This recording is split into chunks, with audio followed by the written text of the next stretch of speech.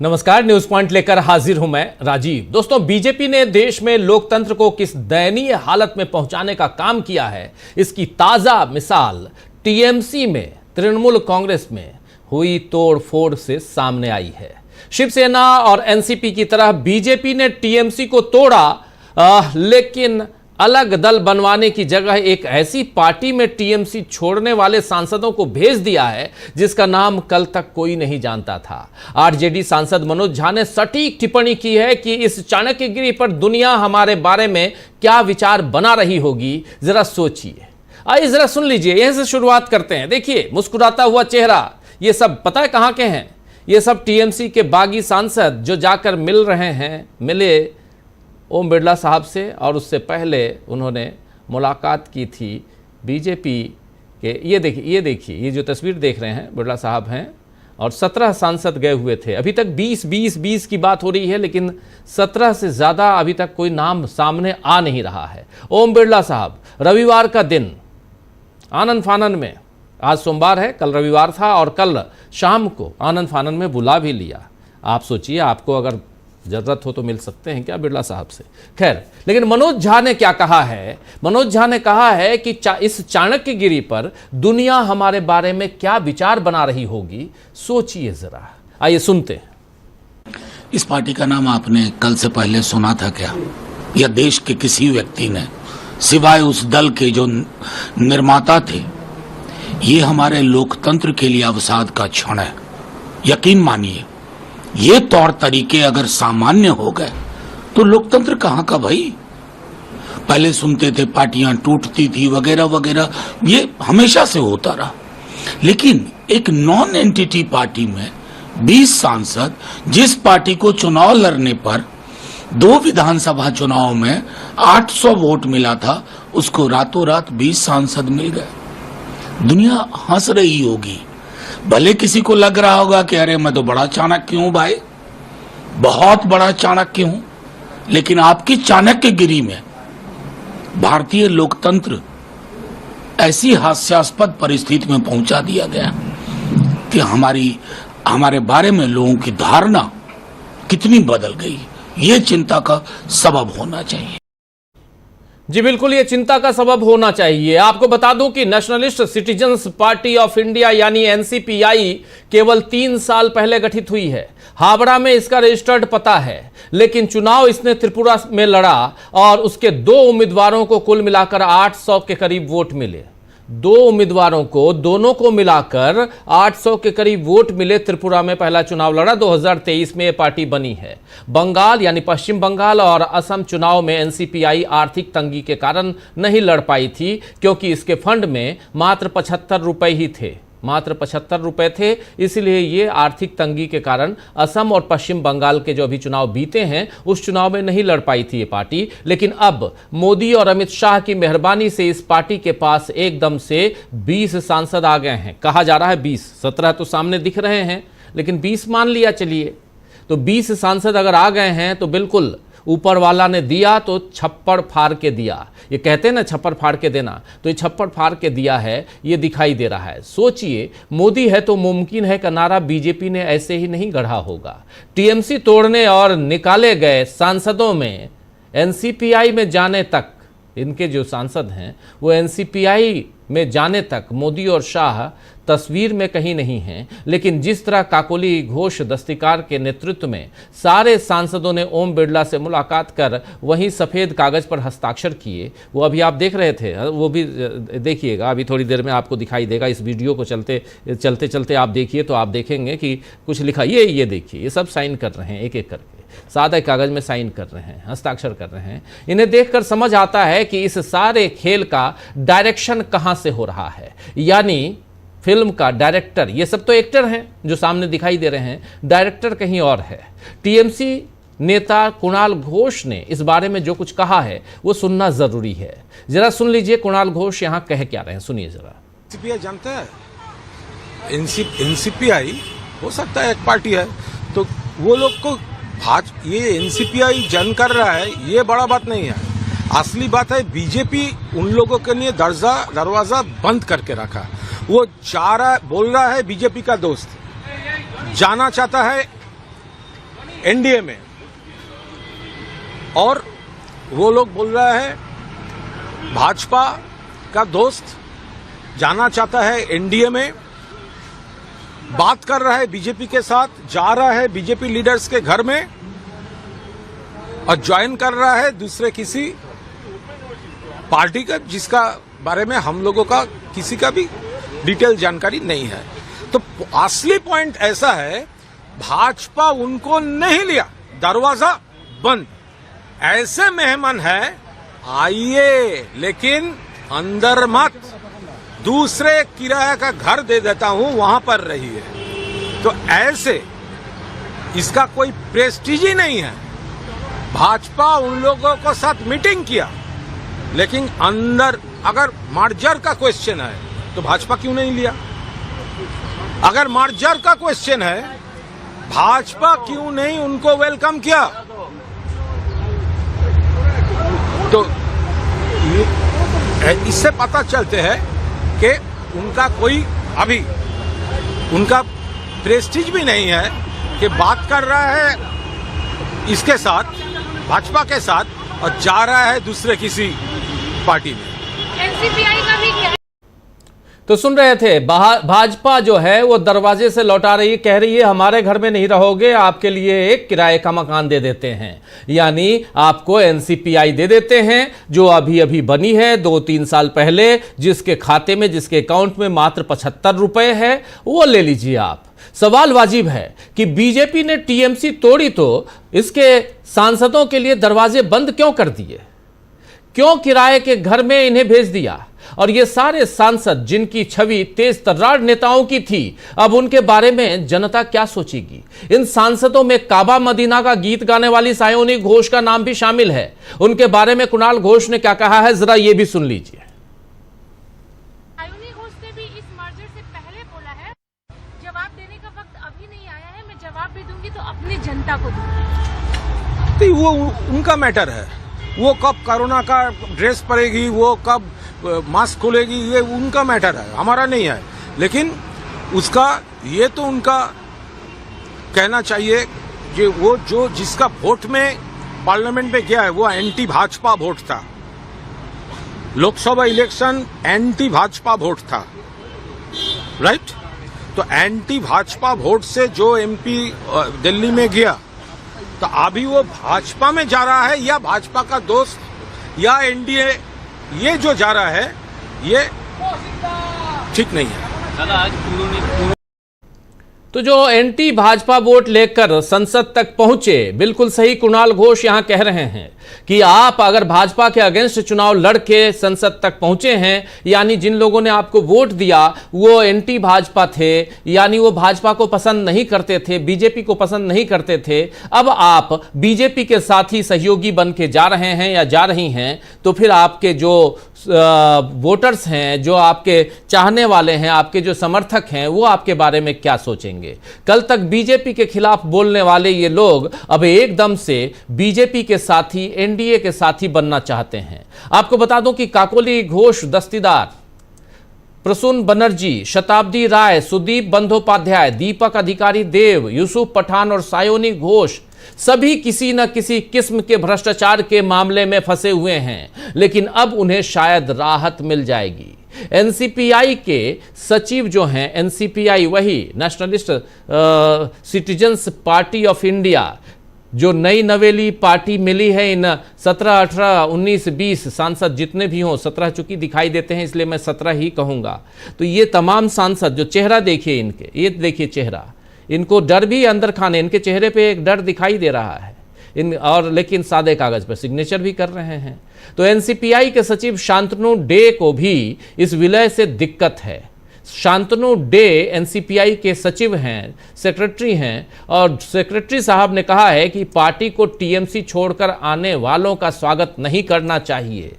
Day ने कहा है कि अगर पार्टी का भाजपा के साथ विलय होता तो मुझे कोई दिक्कत नहीं होती। हम प्रधानमंत्री नरेंद्र मोदी का सम्मान करते हैं और पहले भी भाजपा का समर्थन कर चुके हैं, लेकिन ये टीएमसी नेता, आप जानते हैं कि भ्रष्टाचार के मामले में इनका रिकॉर्ड अच्छा नहीं है। शारदा नारदा, इन सभी मामलों में इनके नाम हैं। ये सारी बातें आज कही हैं। लगभग 6-7 मिनट की बाइट है शांतनु डे की। शांतनु डे को सुनना यहाँ इसलिए ज़रूरी है क्योंकि ये इन्हीं की पार्टी है, ये वही पार्टी जिसके शांतनु डे सेक्रेटरी हैं। और इन 20 सांसदों को पाकर अचानक एक चुनाव नहीं जीते, 75 रुपए अकाउंट में, और उसके बाद शांतनु डे साहब क्या कह रहे हैं जरा सुन लीजिए इन सांसदों के बारे में। सुनिए। नाम तो शांतनु डे है और मैं फाउंडर हूं और मेरा डेजिग्नेशन नेशनल ऑर्गेनाइजिंग सेक्रेटरी है। तो अब कैसे पता चला कि जो ये मुझे सोशल मीडिया और news channels, social media plus मेरे दल का जो दूसरे नेता लोग हैं उन लोगों से मालूम हुआ मुझे। अच्छा, तो तब आज सुबह या कल शाम को? कल शाम को मालूम हुआ, 4 बजे के करीब। तो आप सुना जा रहा है कि आपके साथ कोई बिना बातचीत की बगैर? अभी बातचीत नहीं की है, मगर मैं वेलकम करता हूं बातचीत करने के लिए। अच्छा, आप खुश है कि ये जो रिबेल सांसद इसके साथ जुड़ा हुआ है? अरे अगर मेरा छोटा सा दल है, अगर ये बड़ा होगा तो क्यों ना खुश होंगे। अच्छा, मगर उसके लिए बातचीत करना पड़ेगा प्रॉपर तरीके से। प्रॉपर तरीका से। तो कॉन्स्टिट्यूशन है ना, उसको मान के चलेंगे सब। तो आप क्या करेंगे यार? बैठना चाहिए तो जरूर बैठेंगे। किसके साथ? सबके साथ। सबके साथ मतलब देव, हाँ। अच्छा, जो भी बुलाएगा या जो भी बात करेंगे से बात करेंगे। लेकिन डिसीजन कौन लिया है इसके साथ जुड़ने का? इसे जुड़ने का डिसीजन तो उन लोगों से कौन लिया हम नहीं मालूम। यहाँ तो सुन रहे हैं प्रेसिडेंट ने ऐसा किया। आपका पार्टी का एनसीपी? हाँ। प्रेसिडेंट कौन है? ये शिवली कुंडू। उन्होंने खुद डिसीजन लिया? ना, उन्होंने तो खुद डिसीजन लिया। अभी तक तो मुझे फोन नहीं किया। अच्छा, मगर मैं सोचता हूँ मुझे भी फोन करेंगे वो। अच्छा, करना चाहिए, ये तो उनका ड्यूटी है। तो आपका दल का जो लीडर है उसके साथ बात हुई आपका? आज सुबह मीटिंग हुआ था, सबके साथ बात हुआ है। वो लोग क्या बोल रहे हैं? वो लोग बोल रहे हैं हम लोगों से बैठो, बात करो, हम लोग बात करेंगे। जितने दिन हम लोग लड़ाई किया तो हम लोगों से भी बात करना चाहिए। आप लोग बैठो, बात करो। अच्छा, तो आप क्या चाहते हैं? हम इस बैठ के बात करेंगे, आगे लेके जाएंगे दल को। आप चाहते हैं कि जुड़े जोड़ के बात करके आगे लेके चलेंगे। अच्छा, क्योंकि अभी छोटा दल है, हम लोगों को तो फाइनेंशियल प्रॉब्लम है। ठीक है, अगर वो लोग जुड़ जाए तो कुछ काम कर पाएंगे, इंडिया के लिए भी कुछ कर पाएंगे, वेस्ट बंगाल के लिए हो, त्रिपुरा के लिए हो, आसाम के लिए हो, कुछ कर पाएंगे। तो जोड़ने के बाद वो लोग चाहे तो इंडिया का सपोर्ट करेगा। हम भी साथ में खुश रहेंगे। हाँ, इंडिया नहीं, एनडीए के तो सपोर्ट हम बीजेपी को बहुत छोटे से सपोर्ट करते हैं। ठीक है, क्योंकि उनका जो व्यू है सही है, खास करके बीजेपी का व्यूज तो सही है। और जिस दिन से मोदी जी प्राइम मिनिस्टर बने तब से भारत का स्ट्रक्चर ही कुछ अलग हो रहा था, काम ही कुछ अलग हो रहा है, इसलिए सपोर्ट करते हैं उनको हम। अच्छा, दिल से सपोर्ट करते हैं। अच्छा, आप भी चाहते हैं कि इंडिया के साथ जुड़ के काम करें, कंफर्म कर पाए हम लोग। अच्छा, तो पार्टी का ऑफिस किधर है? ये त्रिपुरा में चंद्रपुर में था। ठीक है, फाइनेंशियल के कारण बंद कर दिया, वो लीज में था। और दूसरा तो जो है जागो विश्व का एक ऑफिस है हावड़ा में, उसमें है उसका रजिस्ट्रेशन। काल काकुले के दोस्त ने कहा कि पार्टी मार्च होने के बाद यहाँ पे एक पार्टी का जो पार्लियामेंट में ऑफिस करेंगे या कुछ करेंगे, को भी बंगाल में भी एक ऑफिस करेंगे। तो आपको ये है सपोर्ट है उसके पीछे? अगर काकुले दी बोलते हैं, बात करते हैं तो जरूर जाएंगे। अच्छा, काकुले के साथ बात हुई आपका? अभी तक क्या सांसद है? हाँ, अभी तक बात नहीं हुआ। अच्छा, मगर मैं आशावादी हूँ, बात करेंगे। बहुत से लोगों के यही कहना है कि जो सांसद है रिबेल, उसका जो सांसद पद है वो खारिज होना चाहिए। देखिए, उसके बारे में जो कॉन्स्टिट्यूशन है उसके हिसाब ही काम होगा, ये मैं कुछ नहीं बोल सकता। कॉन्स्टिट्यूशन में जो होगा, इंडिया का कॉन्स्टिट्यूशन, उसके हिसाब ही काम होना चाहिए। उसके ऊपर मैं कुछ बोल नहीं सकता। कितने साल रजिस्ट्रेशन हुआ? रजिस्ट्रेशन 2023 में हुआ है। त्रिपुरा में हुआ? बंगाल में हुआ। हाँ, त्रिपुरा में काम शुरू हुआ 2022 से। ओके, रजिस्ट्रेशन हुआ 2023 में त्रिपुरा में। अच्छा, अरे बंगाल में कौन सा ठिकाना? बांका जो हावड़ा का जो है, आंदुल के वहाँ पर। आंदुल के। लेकिन 2023 के बाद 2026 ये जो 3 साल, पिछले 3 साल कोई एक्टिविटी सबका एक्टिविटी पैसा ही नहीं है तो कैसे काम करेंगे? एक जगह से दूसरे जगह जाना के लिए भी पैसा होता है। तो सुन रहे थे, पैसा नहीं है, 75 रुपए हैं, लेकिन अब तो छप्पड़ फाड़ के मिलने वाला है, क्योंकि 20 सांसद आ गए हैं। तो एनसीपीआई को बीजेपी से दिक्कत नहीं है, लेकिन क्या टीएमसी के इन सांसदों के जरिए अब एनसीपीआई को भी बीजेपी खत्म करवाएगी, ये देखना होगा। आपको बता दूं कि जनवरी 2023 में रजिस्टर्ड ये पार्टी अभी भारत के चुनाव आयोग के पास रजिस्टर्ड अनरिकॉग्नाइज्ड पॉलिटिकल पार्टी के तौर पर दर्ज है। इस तरह से यह कानूनी रूप से रजिस्टर्ड पार्टी तो है, लेकिन इसे राज्य या राष्ट्रीय पार्टी के तौर पर मान्यता प्राप्त नहीं है। मगर 20 सांसदों के आते ही ये संसद में एक बड़ी पार्टी बन जाएगी। मजे की बात यह है कि त्रिपुरा चुनाव में पार्टी का नारा था राजनीतिक दल बदलुओं को नकारना। इनका नारा था कि जो राजनीतिक दल बदलू हैं उनको नकारा जाए, उनको बाहर किया जाए, ये नारा था। दल बदलुओं को ले आए अपनी पार्टी में। तो दुनिया की सबसे अमीर पार्टियों में से शुमार बीजेपी ने 75 रुपए की रकम वाली एक छोटी सी पार्टी को रातों रात ताकतवर पार्टी बनाने का कमाल कर दिखाया है। लेकिन इसमें लोकतंत्र की मर्यादा कैसे तार तार हुई है, ये जनता देख रही है। जनता तो खैर लगातार इस किस्म के अन्याय और अनैतिक आचरण को देख ही रही है, लेकिन अब उसमें आवाज उठाने का साहस राहुल गांधी भर रहे हैं। परसों यानी 17 जून को कोटा में छात्रों की हुंकार सुनाई देगी, राजस्थान के कोटा में। और वहां छात्र, कोटा का नाम आते ही आपको राजस्थान में कोटा अगर कहते हैं तो छात्र खुद ब खुद दिखाई देने लगते होंगे, क्योंकि हिंदुस्तान भर के अलग अलग कोनों से वहाँ छात्र जाते हैं और कोचिंग सेंटर्स में अपनी पढ़ाई करते हैं, वहीं रहते हैं और वो प्रतियोगी परीक्षाओं की तैयारी करते हैं। राहुल गांधी अब ऐसे प्रतियोगी परीक्षाओं के, जो कॉम्पिटिटिव एग्जाम्स की तैयारी कर रहे छात्रों से, उनके गुटों से मिलेंगे और वहाँ से हुंकार भरने वाले हैं पूरे देश में, कोटा से। तो पूरे देश में ये आवाज़ गूंजेगी। राहुल गांधी ने इस मसले पर आज ट्वीट किया है। क्या लिखा है ज़रा देख लीजिए। राहुल गांधी यहाँ लिख रहे हैं कि देश के हर युवा से मेरी एक बात, आज देश में मेहनत का फल नहीं, सपने देखने की सज़ा मिलती है। फल नहीं बल्कि सपने देखने की सज़ा मिलती है। हर पेपर लीक, हर रद्द परीक्षा, हर अधूरी भर्ती सिर्फ सिस्टम की विफलता नहीं, लाखों सपनों पर प्रहार है। मैं जानता हूं आप थक चुके हैं, गुस्से में हैं, पर याद रखिए जब सरकार सुनने को तैयार ना हो तब आवाज ऊंची करनी पड़ती है। इसलिए मैं आप सबको बुला रहा हूं 17 जून कोटा, छात्रों की गूंज। आइए मिलकर एक ऐसी हुंकार बने जिसे अनसुना करना नामुमकिन हो। कोटा से शुरुआत, फिर देश के हर कोने तक। यह आपके भविष्य की लड़ाई है और मैं आपके साथ हूं। 17 जून, छात्रों की गूंज, कोटा महारैली। सुन लिया आपने, राहुल गांधी की बात आपने सुन ली।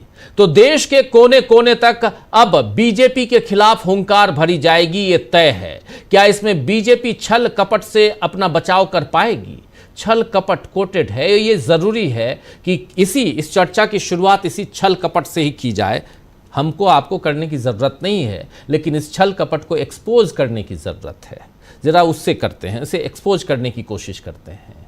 यहां पर अब ममता बनर्जी क्या करने वाली हैं, कांग्रेस पार्टी क्या करने वाली है, टीएमसी के जो बागी सांसद हैं क्या उनकी सांसदी जाएगी या कुछ नहीं होगा, इन सब पर अब चर्चा की शुरुआत करते हैं। हमारे साथ कुछ वरिष्ठ साथी जुड़े हुए हैं, उनसे आपका पहले परिचय करवाता हूं, फिर आगे बढ़ते हैं। जरा स्क्रीन पर ले आइए हमारे तमाम साथियों को और आगे बढ़ते हैं। देखिए 3 वरिष्ठ साथी इस वक्त हमारे साथ जुड़े हुए हैं। हमारे साथ हैं अमलेंदु उपाध्याय जी, हमारे साथ हैं डॉक्टर प्रकाश हिंदुस्तानी जी, हमारे साथ जुड़े हुए हैं प्रोफेसर अखिल स्वामी जी। आप तीनों का स्वागत है, इस्तकबाल है, स्वागत इस्तकबाल। अब तमाम दोस्त साथी शुभचिंतक आप सबका, जो अब तक जुड़ चुके हैं उनका भी, जो जुड़ने वाले हैं उनका भी। 2 बातें अब चल रही हैं स्वामी जी। पहली बात, राहुल गांधी हुंकार भरने जा रहे हैं, कोटा से हुंकार भर रहे हैं। कोटा के बाद वो इलाहाबाद जाएंगे, इलाहाबाद के बाद वो पटना जाएंगे, पटना के बाद फिर दिल्ली में हुंकार भरेंगे छात्रों के बीच। और इधर दूसरी तरफ एक हुंकार बीजेपी भर रही है। तस्वीर आपके ऊपर है इसी स्क्रीन पे, बीजेपी से ही आते हैं नड्डा साहब, और नड्डा साहब का क्षेत्र है कोटा, जहां राहुल गांधी जा रहे हैं। लेकिन नड्डा साहब, अब माफ़ी चाहूँगा, नड्डा बहुत याद आते हैं। ओम बिरला हैं, नड्डा साहब बहुत याद आते हैं, क्योंकि चलते गए, रुक ही नहीं रहे थे। उनको रोका गया बाद में नितिन नवीन को लाके, तो इसीलिए नड्डा याद आ रहे थे। लेकिन ओम बिरला साहब, कोटा से आप उन्हीं के क्षेत्र में राहुल गांधी जा रहे हैं, और लेकिन उससे पहले ओम बिरला साहब जो खेल करवा रहे हैं, देखिए ये सब तैयारी क्या संसद के मानसून सत्र की हो रही है, और ये क्यों हो रही है? पहले इस पे क्यों पे बात से शुरुआत करते हैं, और फिर ये जो हो रहा है इसका नतीजा क्या होने जा रहा है, ममता बनर्जी क्या करने जा रही हैं, राहुल गांधी इस सियासत में क्या करने जा रहे हैं, यानी टीएमसी और कांग्रेस पार्टी क्या करने जा रही है, और ये 20 सांसद क्या करने जा रहे हैं, इन सब पे चर्चा करेंगे। हमारे साथी सुनील शुक्ला जी भी इस चर्चा में जुड़ गए हैं। सुनील जी, आपका स्वागत है। स्वामी जी का नाम भी ठीक करने, प्रशांत टंडन जी अभी नहीं आए हैं, आएंगे तो उनका नाम स्वामी जी के नाम के साथ हम जोड़ देंगे। अभी हटा के जहाँ स्वामी जी हैं वहाँ पे अभी प्रोफेसर अखिल स्वामी ही रहने दीजिए, नाम मत बदलिए। स्वामी जी। राजीव जी, ये निर्णय हो जाएगा कि देश की जनता चाहती क्या है, देश के युवा चाहते क्या हैं, ये निर्णय परसों हो जाएगा। और 17 तारीख को जब राहुल गांधी वहां जाएंगे तो ये समाज से पता चल जाएगा कि वास्तविकता में देश के युवा जागृत हो गए हैं क्या, अपनी समस्याओं के प्रति जागरूक हो गए हैं क्या उनको समझ में आ गया है कि उनका तारनहार कैसे होगा, कैसे वो युद्ध आगे लड़ेंगे, कैसे उनके पेपर लीक बंद होंगे, कैसे उनके जीवन को नया आयाम मिलेगा। ये परसों निर्णय हो जाएगा। अभी मैं बहुत ज़्यादा फोरकास्ट नहीं करना चाहता कि परसों क्या होगा। मैं तो केवल ये समझता हूँ अपने देश के युवाओं से, क्योंकि मैं कंपैरिजन करता हूं, जब मैं युवा था तो मैं कैसे सोचता था, और मुझे लगता है आज का युवा भी शायद वैसा सोचता होगा। देश के युवा को क्या ये बात नहीं पता है आज के कि उनका भविष्य पूरी तरह से अंधकारमय है, पूरी तरह से अंधकारमय है। कोई भी एग्जाम देता है उसके अंदर पेपर लीक हो जाता है, कोई भी ऐसी परीक्षा नहीं होती। अब देखिए तमिलनाडु के अंदर थलापति विजय ने एक नया अनुरोध किया है केंद्र सरकार को कि तमिलनाडु के अंदर इंटरमीडिएट के एग्जामिनेशन के बेसिस पर ये पीएमटी मतलब मेडिकल कॉलेजेस में लोगों को एडमिशन दिए जाए। भाई आप जानते हैं, हम लोगों ने भी हाई स्कूल इंटर के एग्जाम दिए हैं, कभी तो अभी नहीं सुना है कि इंटरमीडिएट हाई स्कूल के अपने भारतीय जनता पार्टी में वहाँ भी पेपर लीकेज शुरू हो जाए, कोई भरोसा नहीं है। लेकिन कम से कम उसके आधार पे और उसके बेसिस पे अगर आप एडमिशन देंगे, जैसे पहले इंजीनियरिंग कॉलेजेस में भी जो एडमिशन होते थे वो 12th के मार्क्स के बेसिस पे होते थे, मेडिकल पे भी ऐसे ही होते थे। अब ये देखिए, ये जो बच्चे हैं अब ये डिसाइड करेंगे, ये तो बच्चों का विषय है। अगर बच्चे बटेंगे, आपस में बटेंगे, आपने देखा जयपुर के अंदर क्या हुआ, वो भी राजस्थान के अंदर है। अभिजीत दीपिके के साथ जो हुआ, मैं उसकी टोटल निंदा करता हूँ, ऐसा नहीं होना चाहिए था। मुझे लगता है कुछ ऐसे शरारती तत्वों ने उसमें, क्योंकि देखिए लोकतंत्र के अंदर सबको अधिकार है वहाँ इकट्ठा होने का, लेकिन राहुल गांधी ने जो ये आह्वान किया है ये बिल्कुल सही आह्वान है। और उसके बाद मेरे ख्याल से दलगत राजनीति को छोड़कर हर प्रदेश से यूथ कांग्रेस एनएसयूआई ही के लोगों को केवल इकट्ठा नहीं होना चाहिए कोटा के अंदर। कोटा के अंदर जितने छात्र पढ़ते हैं और वहां उनके जीवन के साथ कैसा खिलवाड़ होता है, क्योंकि जो मुझे बताया गया है, मैं भी कोटा में मेरी पहली पोस्टिंग हुई थी राजस्थान के अंदर, कोटा के अंदर अगर बच्चों का ऐसा शोषण होता है और कितने बच्चे वहां पे सुसाइड करते हैं, किस प्रकार से वहां पे लॉज मालिक उनके साथ अन्याय करते हैं। अगर बच्चे न्याय चाहते हैं, अगर चाहते हैं कि उनको इस परेशानी से निजात मिले, तो उनको इस रैली में जाना चाहिए, क्योंकि राहुल गांधी ने बिल्कुल सही बात कही है। जब आपकी आवाज सुनना लोग बंद कर दें तो आपको अपनी आवाज को ज्यादा बुलंद करना पड़ता है। यही सोचते हुए सरदार भगत सिंह ने, ये जानते हुए कि जब उन्होंने संसद के अंदर वहां पे पटाखा फेंका था तो ये जानते थे उससे कोई हताहत नहीं होगा, किसी को चोट नहीं लगेगी, लेकिन उन्होंने यही नारा लगाया था कि गूंगी बहरी सरकार को सुनाने के लिए आवाज करनी पड़ती है। तो ये आवाज का आगाज है मेरे ख्याल से। अब मैं ये देखता हूं, I have my fingers crossed, और मैं देखता हूं 17 तारीख को कोटा के अंदर अगर लाखों लोग जुड़ते हैं तो जो चाहते हैं बच्चे और जो चाहते हैं हम चाहते हैं जो भी आदमी संवैधानिक पद पे बैठा हो वो अकाउंटेबल हो, वो जिम्मेदार हो, जवाबदेह हो संविधान के प्रति, हमारे देश के जनता के प्रति। और अगर वो ऐसा नहीं करता तो उसको दंड का भागीदार होना होगा, उसको दंडित करना होगा। अब मैं परसों तक वेट करूंगा, शाम को जब हम न्यूज पॉइंट करेंगे राजीव जी, उस दिन हम देखेंगे कि वास्तविकता में देश की जनता ये अभी भी भटकी हुई है, युवा जनता अभी भी भटकी हुई है, या वो रास्ते पे लौट आई है, उसको समझ में आ गया है क्या। राम जन्मभूमि पे हमसे चंदा लेके इन्होंने वहां पे भी लूट खसोट मचाई है। हमारे नाविक जो है वो ओमान की खाड़ी में कह रहे हैं केवल भारतीय लोगों पे आक्रमण हो रहा है, जिस प्रकार से लोगों की हत्या हो रही है, लोग की लाशें वहां पड़ी हुई हैं और वहां जाके नीरो साहब जो हैं वो बांसुरी बजा रहे हैं जबकि रोम जल रहा है। तो ये मैं देखना चाहता हूं। अभी इस पीढ़ी के बारे में 8 साल से कि अब से मैंने अध्यापन छोड़ा है, मैं बहुत ज्यादा संपर्क में नहीं हूं, तो मैं देखता हूं युवा पीढ़ी अभी जिंदा है, अभी जागी हुई है, या ये बिल्कुल अंधकार में जाती है और अपने पूरे भविष्य को अंधकार में ले जाना चाहती है। परसों मैं जब न्यूज पॉइंट पे आपसे डिस्कस करूंगा तब हम निष्कर्ष निकालेंगे कि वास्तविकता में मेरे देश का युवा हमारे जमाने के देश के युवा की तरह जागरूक है या सोया हुआ है। जी बिल्कुल बिल्कुल, आप सही कह रहे हैं कि जागरूक है या सोया हुआ है युवा, ये देखना होगा। लेकिन दिलचस्प है ये पूरा का पूरा मामला, और इन सब के बीच युवाओं की बात एक तरफ हो रही है, राहुल गांधी युवाओं के बीच जा रहे हैं, लेकिन दूसरी तरफ टीएमसी में जो चल रहा है इस पर निगाहें टिकी हुई हैं और टीएमसी के सांसदों के ऊपर अंडे फेंके जा रहे हैं। कुणाल घोष जब पार्टी कार्यालय से निकले तो उनके ऊपर अंडे फेंके गए। सामने वाला अंडा फेंकने वाला हाथ में अंडा लिए हुए आगे जा भी रहा है, गाली भी दे रहा है। ये चल रहा है। अंडे की जगह पत्थर भी कल को हो सकता है। कोई देखने वाला नहीं है। एक चुना हुआ जनप्रतिनिधि एमएलए है, एमएलसी है, या राज्यसभा सांसद है, या लोकसभा सांसद है, और ये है पश्चिम बंगाल की तस्वीर। लेकिन इन्हीं तस्वीरों में पश्चिम बंगाल के 17 सांसद आते हैं और मिलते हैं इधर यहाँ ओम बिरला से, और ओम बिरला साहब रविवार को समय भी दे देते हैं, घंटों बैठते हैं, पूरी प्लानिंग होती है और एक ऐसी पार्टी को दे दिया जाता है। ऐसी पार्टी, जरा आपके पास आना चाहता हूँ सुनील शुक्ला जी, जरा आपके पास। सुनील शुक्ला जी, कैसे आप देखते हैं, जरा ये पूरे घटनाक्रम को बताइए कि कैसे। हालांकि आज जयपुर में कॉकरोच जनता पार्टी की रैली थी, आज जयपुर में थी, और अभिजीत दिबके की पिटाई कर दी वहाँ कुछ लोगों ने भीड़ में। 2-3 लोग वहाँ डिटेन भी हुए हैं। और ये तस्वीरें जो हैं, हालांकि मैं बताऊं कि जिन लोगों ने पिटाई की है वो ज़रूर राइट विंग के होंगे, क्योंकि 2 तस्वीरें हैं। और मैं बहुत यहाँ जब अभिजीत दिबके, कॉकरोच पार्टी, या लोगों का गुस्सा, या जेनजी का प्रोटेस्ट, ये सब की बात जब भी करूं तो ये याद रखिए कि उन तस्वीरों को आंखों देखी आप तक हमने पहुंचाया है। ठीक सप्ताह भर पहले 6 तारीख को, सप्ताह से ज़्यादा होने चला, 6 तारीख को जब दिल्ली के जंतर मंतर पर रैली थी, उस वक्त जब लोग आए थे तो 2 तरह की तस्वीरें, एक मंच पे, एक मंच से नीचे। मंच के नीचे जो लोग थे, यानी जो आए थे वहाँ उस प्रोटेस्ट में हिस्सा ले रहे थे, स्वतःस्फूर्त आए थे, वो कुछ उम्मीद से आए थे, और उनकी उम्मीदें आज भी जगी हुई हैं, जिसका आह्वान कर रहे हैं राहुल गांधी। दूसरी तरफ वहाँ जब मैं जब कुछ लोगों से बात कर रहा था, इंटरव्यू ले रहा था, तब 2-3 ऐसे लड़के आए, ऐसे युवा आए, जो मुझे कहने लगे कुछ नहीं सुनूंगा मोदी के खिलाफ, अगर एक शब्द भी बोले तो यहाँ बिल्कुल हंगामा कर दूंगा, यहाँ से जाने नहीं दूंगा, धमकाने लगे ऑन एयर। कहीं होगा वो क्लिप, आप लोगों में से कुछ लोगों ने देखा होगा, अगर नहीं देखा होगा तो उस कोशिश करूंगा।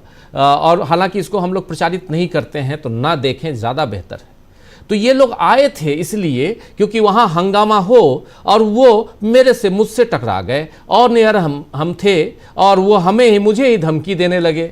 मैं बोला भाई मोदी का नाम यहाँ क्यों लूँगा, मैं मोदी का नाम ऐसे भी नहीं लेना चाहता हूँ, और आप धमका रहे कि मोदी का नाम लोगे तो देख लूँगा, मैं तो ऐसे भी नहीं लेना चाहता हूँ।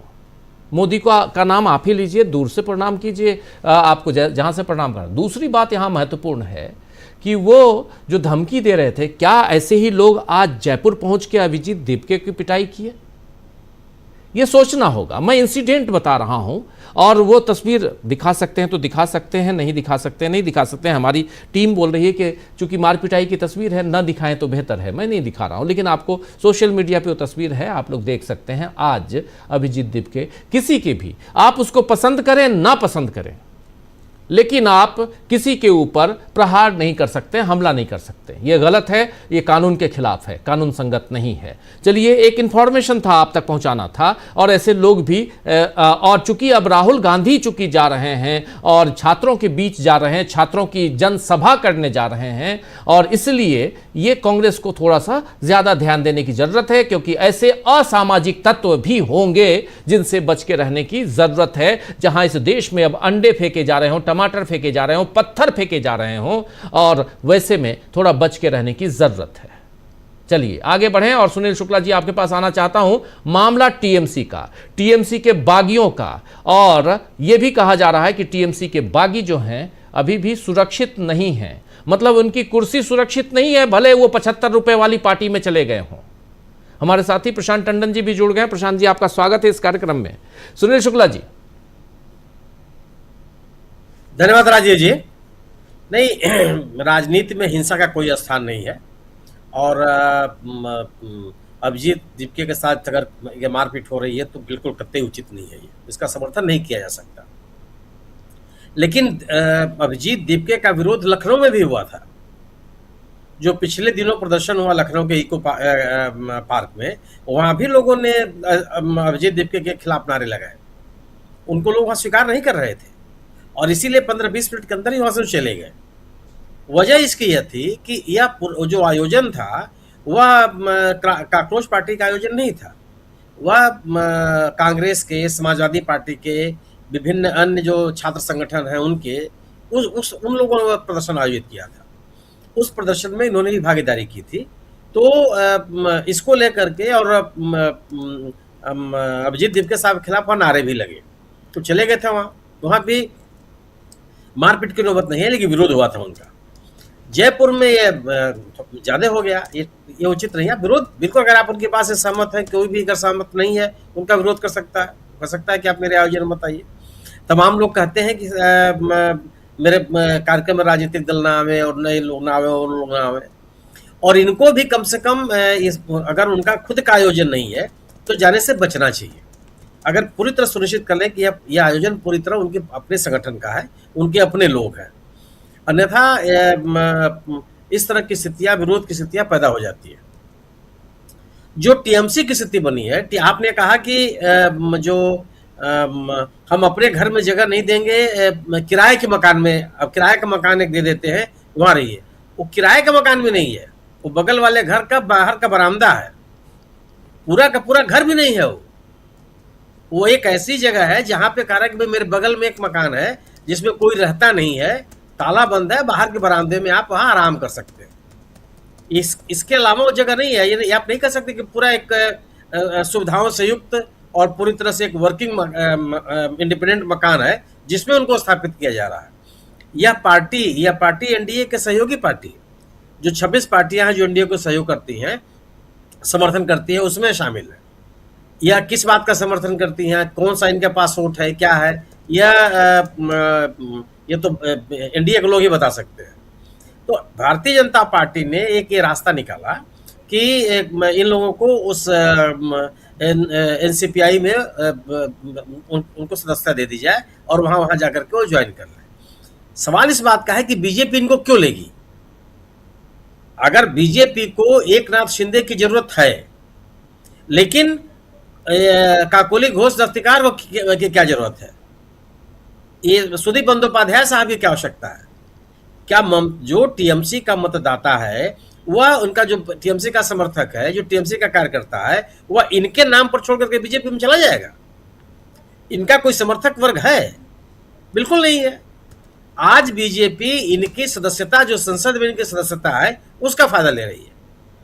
उसको ये लगता है कि अगले मानसून सत्र के पहले वह 362 की जो 2/3 का बहुमत है, का आंकड़ा जो है, उसको हासिल कर ले। ये टीएमसी के लोग वहां जा रहे हैं। इसमें कोई ऐसा व्यक्ति नहीं है जो अपने बूते चुनाव लड़ जाए, अपने बूते चुनाव जीत जाए। आप सयानी घोष की बात कीजिए, पहला चुनाव विधानसभा का हारी हुई है आसनसोल में, और टीएमसी ने इनको चुनाव लड़ाया था। आई कहां से, ये भी आप पता कर लीजिए। तो ऐसा नहीं। अब यूसुफ पठान की स्थिति, वो बड़ोदरा में चुनाव नहीं जीत सकते हैं, बंगाल की तो बात बंगाल की है। कोई ऐसा जन नेता नहीं है जिसकी आवश्यकता हो बीजेपी को। महाराष्ट्र में एकनाथ शिंदे की जरूरत इसलिए है कि एकनाथ शिंदे के साथ जन समर्थन है, एक बड़ा वोट बैंक उनके साथ है, इसलिए उन्होंने अपने साथ ले लिया। ये तो लाइबिलिटी लोग हैं। और भारतीय जनता पार्टी, पश्चिम बंगाल की जो भारतीय जनता पार्टी की इकाई है, वो तो बार बार कह रही है कि दरवाजा छोड़ दीजिए, मेरी खिड़की भी नहीं खुली है इनके लिए। टीएमसी के किसी कार्यकर्ता के लिए, किसी नेता के लिए, किसी रैंक एंड फाइल के लिए मेरी खिड़की भी नहीं खुली है। जंगले से भी मेरी पार्टी में नहीं झांक सकते। ये वो तो बार बार कह रहे हैं। क्यों लगे इनको वो? और जबरदस्त विरोध है कि जो लोग पिछले 50, 60, 70 सालों से पश्चिम बंगाल में कांग्रेसियों को, वामपंथियों को, टीएमसी के लोगों का विरोध करके राजनीति कर रहे हैं, वह इनको स्वीकार करके उनको हासिल क्या होगा? ये तो आकर के उनके लिए एक जिम्मेदारी बनेगा ना। वोट तो लेकर के आएंगे नहीं, जन समर्थन तो लेकर के आएंगे नहीं। जो 41% जन समर्थन ममता बनर्जी का है, उसमें कोई हिस्सेदारी कर सकते हैं क्या? ये 4.1% की भी हिस्सेदारी नहीं कर सकते, 40% छोड़ दीजिए, क्योंकि किसी के पास ये ताकत नहीं है। इसलिए भारतीय जनता पार्टी केवल आज की संसद लोकसभा की इनकी सदस्यता का फायदा अपने पक्ष में लेना चाहती है। इसलिए उसने और एक पॉलिटिकल नैरेटिव बनाना चाहती है पश्चिम बंगाल में कि जो लोग टीएमसी में हैं, ममता बनर्जी के साथ हैं, वो ममता बनर्जी का साथ छोड़ के जा रहा है। ममता बनर्जी कमजोर हो रही है, टीएमसी की कोई राजनीतिक ताकत नहीं है, उसके पास भारतीय जनता पार्टी को चैलेंज करने की क्षमता नहीं रह गई है। लोगों में बगावत, एक इस तरह का नैरेटिव बनाना है उनको पश्चिम बंगाल में कि वह टीएमसी या ममता बनर्जी या टीएमसी के नेतृत्व में इंडिया दल समूह कोई वैकल्पिक राजनीतिक ताकत के रूप में उभरने न पावे। तो एक पॉलिटिकल नैरेटिव बनाना है वहां पर, और दूसरा ये कि लोकसभा में अपनी सदस्य संख्या 2/3 तक ले जाना है। हो पाएगा कि नहीं हो पाएगा, है बड़ा सवाल है। उनके भारतीय जनता पार्टी के समर्थकों का तो ये भी कहना है कि जो सदस्य हैं डीएमके के, वो भी इनके साथ चले आएंगे। वो कितने दूर तक लोग सोच लेते हैं। खैर, हमारे जैसे लोग कभी ये स्वीकार करने के लिए नहीं तैयार होते थे कि टीएमसी भी टूट सकती है। हम लोग कभी सोचते थे कि शताब्दी राय और सयानी घोष और सुदीप बंदोपाध्याय जैसे लोग भी टूट के जा सकते हैं, लेकिन ये चले गए, हमारे आपके सामने गए जी। तो अच्छा, ये टूट फूट में स्वाभाविक नहीं मानता। मेरा अपना मानना है कि सरकार, सत्ता, सरकार की मशीनरी, पूंजीपति, कारपोरेट अगर किसी दल के खिलाफ सक्रिय हो जाए तो उसको बचा पाना बहुत मुश्किल है, खासतौर से इन दलों। कांग्रेस अब तक चली ही आ रही है ना, लेकिन कांग्रेस को भी उन्होंने तोड़ा। तो भारतीय बताइए सुनील जी, ये बताइए कि आगे क्या होने जा रहा है, टीएमसी क्या करने जा रही है, थोड़ा इसका कानूनी पक्ष क्या है, जरा इन सब पे विचार। कानूनी पक्ष में तो यह जो हुआ है, जो पार्टी लोकसभा में मौजूद ही नहीं है उसमें कैसे शामिल हो सकते हैं आप? सवाल है कि आप उसके वह उपस्थित तो हो लोकसभा में किसी पार्टी। पहले शर्त तो ये जो नया संशोधन हुआ था अटल बिहारी वाजपेयी जी के जमाने में कि आप अलग गुट बना के नहीं रह सकते, आपको किसी न किसी पार्टी में शामिल होना पड़ेगा। अब सवाल यह है कि आप किसी पार्टी में शामिल होंगे, उसी पार्टी में तो शामिल होंगे जो पार्टी लोकसभा में मौजूद है। ये कौन सा तर्क है कि लोकसभा के बाहर, दिल्ली के बाहर, राष्ट्रीय स्तर पर भी वो पार्टी न मौजूद हो और कहीं मैं उसमें शामिल हो गया? इस शामिल होने को कानूनी रूप से कैसे वैध कर सकते हैं? जो कानून के जानकार हैं वो भी कह रहे हैं कि नहीं, ये कानूनी रूप से वैध नहीं है। आप इस तरह से किसी दल में भी नहीं जा सकते, कम से कम जो दल लोकसभा में उपस्थित नहीं है, ये कभी सदस्य उसका नहीं है। और ये तो केवल कागजी खाना पूर्ति की कोशिश की गई है। कानून के जानकार जितने लोगों को मैंने सुना और जितना मैंने पढ़ा है उस जनप्रतिनिधित्व कानून को, उसमें मुझे लगता है कि यह कानूनन उचित नहीं है। ये अलग की बात है कि कम न्यायालय किस दृष्टि इसको देखेगा। हमारे आपके सामने भी ताजा तरीन मामला है मीनाक्षी नटराजन का, जो मुकदमा दर्ज नहीं है, जिस मुकदमे का किसी ने संज्ञान नहीं लिया है, चार्जशीट दाखिल नहीं है, एफआईआर तक नहीं है, उस मामले को लेकर के उनका नामांकन दाखिल हो गया और उनको कोई राहत नहीं मिली न्यायालय से। तो न्यायालय में क्या होगा ये बलक का सवाल है। पब्लिक परसेप्शन और कानून के जानकार ये कह रहे हैं कि यह जो शामिल होना है यह विधि संगत नहीं, यह कानून के अनुसार नहीं, कानून संगत नहीं है। अब यह केवल एक रास्ता निकाला गया है कि भारतीय ये टीएमसी से अलग भी हो जाए, एनडीए के समर्थक भी हो जाएं और इनके सदस्यता भी लोकसभा से न जाए, जो कि एक रास्ता निकालने की कोशिश की गई। ये मैंने न्यायालय में कितना ठहरेगा, मेरी अपनी जानकारी के अनुसार तो इसको नहीं ठहरना चाहिए, लेकिन न्यायालय है। लेकिन मीनाक्षी नटराजन का केस का फैसला या ऑर्डर सुनकर तो आपको लगता होगा कि कुछ भी हो सकता है न्यायालय में। कई इस तरह के मामले हैं। मैं एसआईआर का आदेश सुन करके मैं निराश हुआ। न्यायालय किसी भी देश के नागरिक को मताधिकार से वंचित होते हुए कैसे देख सकता है? न्यायालय हमारा संविधान का संरक्षक है, हम उसकी ताकत पर नागरिक आजादी की बात करते हैं। हम जानते हैं, हम कार्यपालिका के भरोसे अपने मौलिक अधिकार और नागरिक आजादी को स्वीकार नहीं करते। न्यायालय हमारा संरक्षक है। न्यायालय कैसा है जो संविधान का संरक्षक है। तो कई ऐसे मसले हुए जहां पे हम निराश हुए हैं, लेकिन न्यायालय का आदेश है सिर माथे पर, उसको हम स्वीकार करते हैं। ये स्थिति है।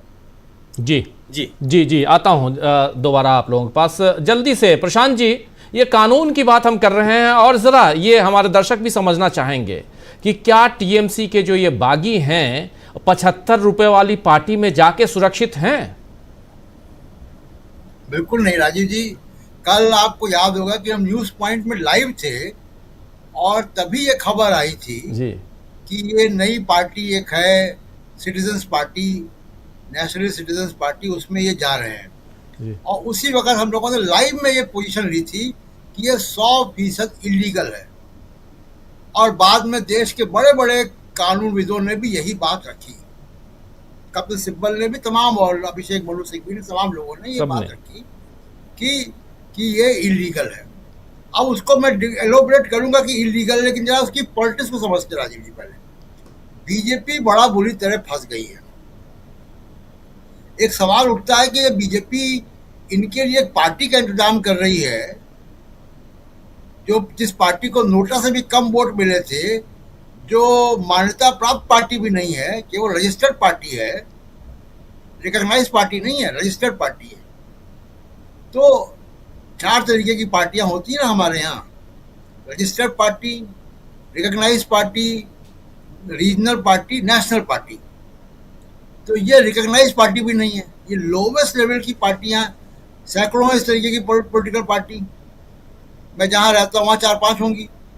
तो ये जो पॉलिटिकल पार्टी में वो गए, तो बीजेपी फंसी इसमें कैसे है?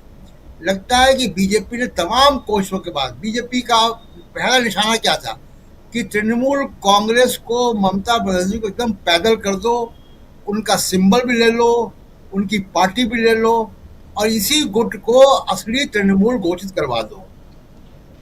वो नहीं हो पाया, तमाम कोशिशों के बावजूद वो नहीं हो पाया। तो बीजेपी ने वहां से अपनी पोजीशन वापस ली है। अब ये इधर उधर घूम रहे हैं, कभी वहां जा रहे हैं, कभी यहाँ जा रहे हैं। लेकिन इस बीच क्या हुआ है कि तृणमूल सेफ जोन में है, क्योंकि तृणमूल की पार्टी को अब कोई सिंबल का उसका खतरा नहीं, क्योंकि दूसरी पार्टी में मर्ज हो गए। अब जिस पार्टी में मर्ज हुए वो पार्टी भी टूट गई। उसके 3 नेताओं के 3 अलग अलग तरीके के बयान आ गए। एक उनके महासचिव है, वो कह रहे हैं मंडल साहब कि हम इनको नहीं लेंगे, हम बदनाम हो जाएंगे। दूसरे एक उनके पदाधिकारी वो कह रहे हैं कि जी हम ले लेंगे, लेकिन हमसे बात तो करें। तीसरे का कोई बयान नहीं आया, लोग कह रहे हैं हमसे पूछा नहीं गया। तो जिस पॉलिटिकल पार्टी में गए हैं वो पॉलिटिकल पार्टी भी असमंजस में है इनको लेकर। अब अगर असमंजस में ना भी हो, ले भी ले, तो भी ये लीगल नहीं है। देखिए, पॉलिटिकल पार्टी का मर्जर पार्लियामेंट के अंदर नहीं होता है। पॉलिटिकल पार्टी का मर्जर चुनाव आयोग में होता है, बाहर होता है। और मर्जर का मतलब ये होता है कि अगर तृणमूल कांग्रेस के ये एमपी मर्ज हो रहे हैं तो सभी ऑफिस बेरर, तृणमूल कांग्रेस के दफ्तर, उनका बैंक अकाउंट, उनकी वेबसाइट, उनके सोशल मीडिया हैंडल सब मर्ज होंगे। ये नहीं होगा कि तृणमूल कांग्रेस 3 फूल के साथ अलग पॉलिटिक्स करती रहे और ये भी मर्ज हो जाए, फिर वो मर्जर नहीं है। अब दूसरा एक सिनेरियो है स्प्लिट, कि क्या वो स्प्लिट हो सकता है? स्प्लिट हो सकता है, जैसे शिवसेना का स्प्लिट हुआ, लेकिन वो स्प्लिट शिवसेना का चुनाव आयोग में हुआ। तो वो एक लंबी प्रक्रिया है, वहां ये जाए पहले। तो जब तक लोकसभा स्पीकर को कोई अधिकार नहीं है इसमें, जो 2003 के बाद अमेंडमेंट आया है, उसमें अधिकार नहीं है उनके पास कि किसी अलग ग्रुप को वो मान्यता दे दे। आम आदमी पार्टी के लोगों को उन्होंने मान्यता दी है, आम आदमी पार्टी कोर्ट में शायद नहीं गई है, आम आदमी पार्टी ने लड़ना नहीं मुनासिब समझा, तृणमूल कांग्रेस लड़ेगी, इंडिया गठबंधन लड़ेगा। तो एक बात तो सिनेरियो ये साफ है। अब मामला आता है कि सुप्रीम कोर्ट क्या करेगा। देखिए, अब जज साहब के दिमाग पे तो हम लोग बैठे नहीं हुए कि जज साहब क्या करते हैं। मीनाक्षी नटराजन का मामला आप देख रहे हैं, ओपन एंड शट केस था। जिस कोर्ट के सम्मन के आधार पर था, वो कोर्ट ने अपना सम्मन वापस ले लिया। तो आप सोचिए कि जज साहब की क्या स्थिति रह गई, जो सुप्रीम कोर्ट के जज साहब थे। लेकिन सुप्रीम कोर्ट की कॉन्स्टिट्यूशन बेंच का फैसला है, Santosh Desai versus principal secretary Maharashtra 2023 का संवैधानिक पीठ का फैसला है। क्या 2 जज की बेंच संवैधानिक पीठ के फैसले को ना मानकर अपना कोई फैसला सुना सकती है? आज तक सुप्रीम कोर्ट में ऐसा हुआ नहीं। और वो सुप्रीम कोर्ट की बेंच सुना भी दे तो वो फैसला लीगल नहीं होगा, कॉन्स्टिट्यूशन बेंच का फैसला होल्ड करेगा। तो इसलिए डिवीजन बेंच जो भी होगी वो बाध्य है संवैधानिक पीठ के फैसले को मानने के लिए। कॉन्स्टिट्यूशन बेंच का फैसला is as good as a law, वो कानून के बराबर है। अब संवैधानिक पीठ ये कह रही कि स्प्लिटर नहीं हो सकता, कोई गुट नहीं हो सकता इंडिपेंडेंट ग्रुप पार्लियामेंट के अंदर, तो ये कैसे फैसला होगा? तो ये 100% लीगल है। और एक दूसरा पॉलिटिकली कि ममता बनर्जी की पार्टी को पूरी तरीके से खत्म कर देना, उनके सब एमपीज को मिला लेना, उनका सिंबल ले लेना, वो लड़ाई बीजेपी फिलहाल तो हार गई दिखती है। इसीलिए बीजेपी ने ये जो है कहीं से ये झाड़ पोंछ के पार्टी निकाली है। यहाँ पे एक चीज और भी है प्रशांत जी, एक चीज और भी है, ये जो 17 लोग हैं अभी तक नाम सिर्फ इन 17 लोगों के ही आ रहे हैं। मैं 20 कहा जा रहा है जी। कल हम लोगों ने गिनती की थी, 16 थे ये। हाँ, यहाँ बैठे लोग तो 16 थे। आप 17 कहें, 16 और 17 से ज्यादा ये आगे कहीं एक साथ 20-22 दिखाई नहीं दिए हैं, नहीं दिखाई दे रहे हैं। मैं 2/3 की बात पे इसलिए नहीं आ रहा हूँ कि 2/3 का जो फिगर है वो मीडिया में बिना मतलब की बहस है। वो 2/3 हो, 100% हो, 100 हो, 1 हो, 2 हो, वो बर्खास्त होंगे ही होंगे। ये मेंबरशिप जाएगी कानूनी तरीके से, कानून ये कहता है। अब कानून को, मर्यादा को, सबको ताक पे रख के कोई फैसला करते बात अलग है, फिर तो उसकी लड़ाई लड़ी जाएगी, कानूनी लड़ाई लड़ी जाएगी। लेकिन फिर भी मैं कह रहा हूँ कि वो 2/3 की जो बात है, ये 16 से ऊपर तो है ही नहीं, किसी तस्वीर में नहीं है। नहीं है। सैकड़ों तस्वीरें इनकी मीडिया में और सोशल मीडिया में तैर रही है, लोग हेड काउंट कर रहे हैं, कहाँ दिख रहे हैं 20? कोई लिस्ट में नहीं आई है और न किसी तस्वीर में 20 दिखाई दे रहे हैं। तो 3-4 कहाँ छिपे हुए हैं? अच्छा, इसमें जो लोग आ रहे हैं उसमें 3 मुस्लिम एमपी हैं। वो 3 मुस्लिम एमपी को बीजेपी लेगी क्या? अपने तो उन्होंने एक भी मुसलमान एमपी नहीं उनके यहाँ, तो ये 3 बीजेपी इनको लेगी मुस्लिम एमपी को अपने यहाँ मर्ज करा ले। वो तो अपना बताया ना अभी सुनील शुक्ला जी कि वो घर भी नहीं बरामदा दे के रखा है, पड़ोसी का बरामदा दे दिया है, बेटा यहीं रहो। तो बीजेपी, सुनील शुक्ला जी क्या आवाज? सुनील जी क्या? बंद घर का बरामदा बंद घर का बरामदा जी। ऐसा नहीं कि उस घर में कोई रहता है, अरसे से ताला बंद है उसमें जी, अरसे से ताला बंद है। अरे राजीव जी, मैं तो रिसर्च करता हूँ, अपने सब लोग पत्रकार हैं, पत्रकार रिसर्च करने में ठीक ठाक होते हैं। मुझे 40-45 मिनट लग गया इनका रिसर्च करने में कि इनकी वेबसाइट क्या है, इनका सोशल मीडिया पेजेस क्या है, ऑफिस बियर्स क्या है, इनका सिंबल क्या है। न्यूज पॉइंट खत्म होने के बाद मैंने इनका ढूंढा और तब जाके मैंने सोशल मीडिया पे पोस्ट किया जी। तो ऐसी पॉलिटिकल पार्टी जिसको कल शाम के 6 बजे तक 7 बजे तक किसी ने नाम नहीं सुना था, वो पॉलिटिकल पार्टी को आप ले आए। मजाक, ये मतलब कितना डेमोक्रेसी के साथ मजाक हो रहा है। आप सोचते कि मेंबर ऑफ पार्लियामेंट कितनी बड़ी चीज होता है। ये 16-15 मेंबर ऑफ पार्लियामेंट लेकिन जरा मैं आप लोगों से, आप 5 साथियों से मैं ये जरा एक सवाल जरूर आप 5 साथियों से करना चाहूंगा कि बीजेपी ने अपना नाम न देकर ये एनसीपीआई का नाम क्यों दिया, क्या कारण है? प्रशांत जी पहले आप, फिर डॉक्टर प्रकाश हिंदुस्तानी जी आपके पास भी आना चाहूंगा। एक तो कारण बड़ा साफ है कि इसमें 3 मुसलमान हैं, 3 मुस्लिम हैं, तो अपना उनका एक भी मुस्लिम एमपी नहीं है। जो उनके यहाँ 2 जिनको मैं कहता हूँ कि वो ड्राइंग रूम के फ्लावर पॉट थे, 2 मुख्तार अब्बास नकवी और शाहनवाज हुसैन, उनको भी एमपी बनाना बंद कर दिया उन्होंने। तो 2019 के बाद वो भी बेचारे चले गए जब जैसे उनका रिटायरमेंट हुआ। तो एक तो मुस्लिम फैक्टर था, दूसरा कि ये कानूनी है ही नहीं। बीजेपी ने इसको पूरी तरीके से, जिसको कहते हैं ब्लाइंड पत्ता खेला है कि हो जाए तो ठीक है, नहीं हो जाए तो ठीक है। तो बीजेपी इनकी लायबिलिटी नहीं लेना चाहती है, क्योंकि ये सब चुनाव हार जाएंगे।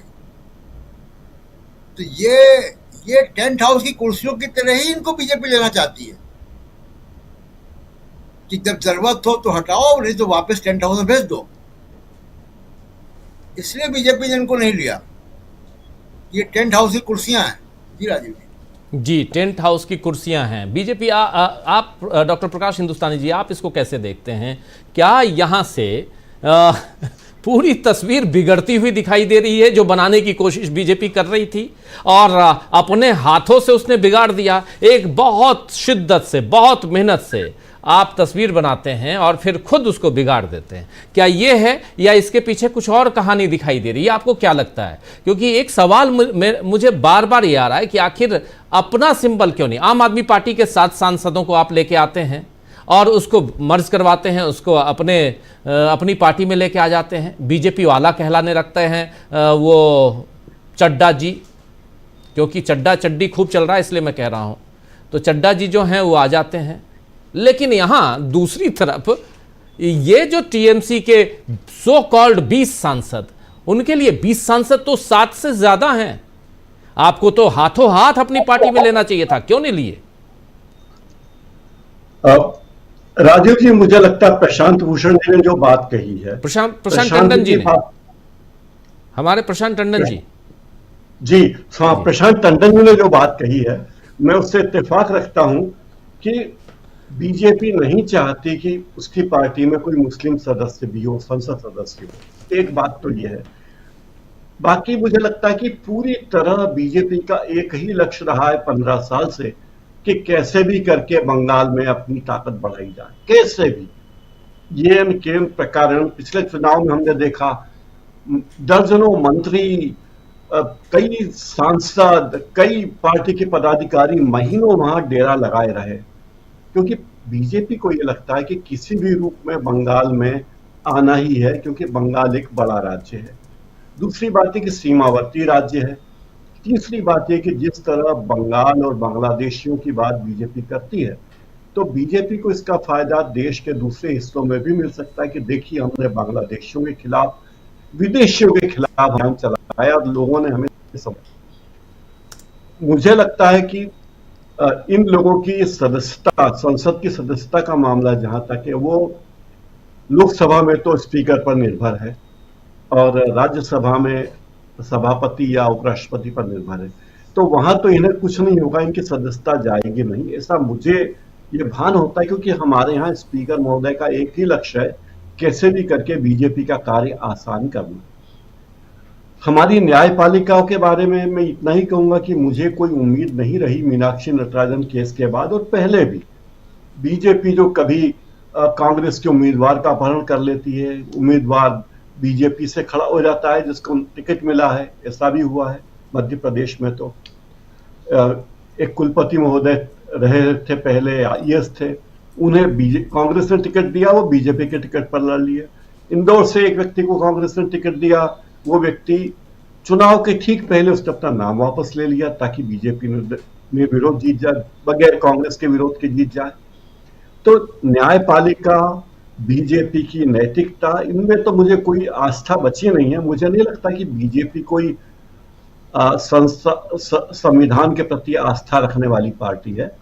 बीजेपी का पूरा लक्ष्य कैसे भी करके सत्ता में आना, सत्ता में बने रहना और अपने हितों को मजबूत करना, अपने एजेंडा को आगे बढ़ाना।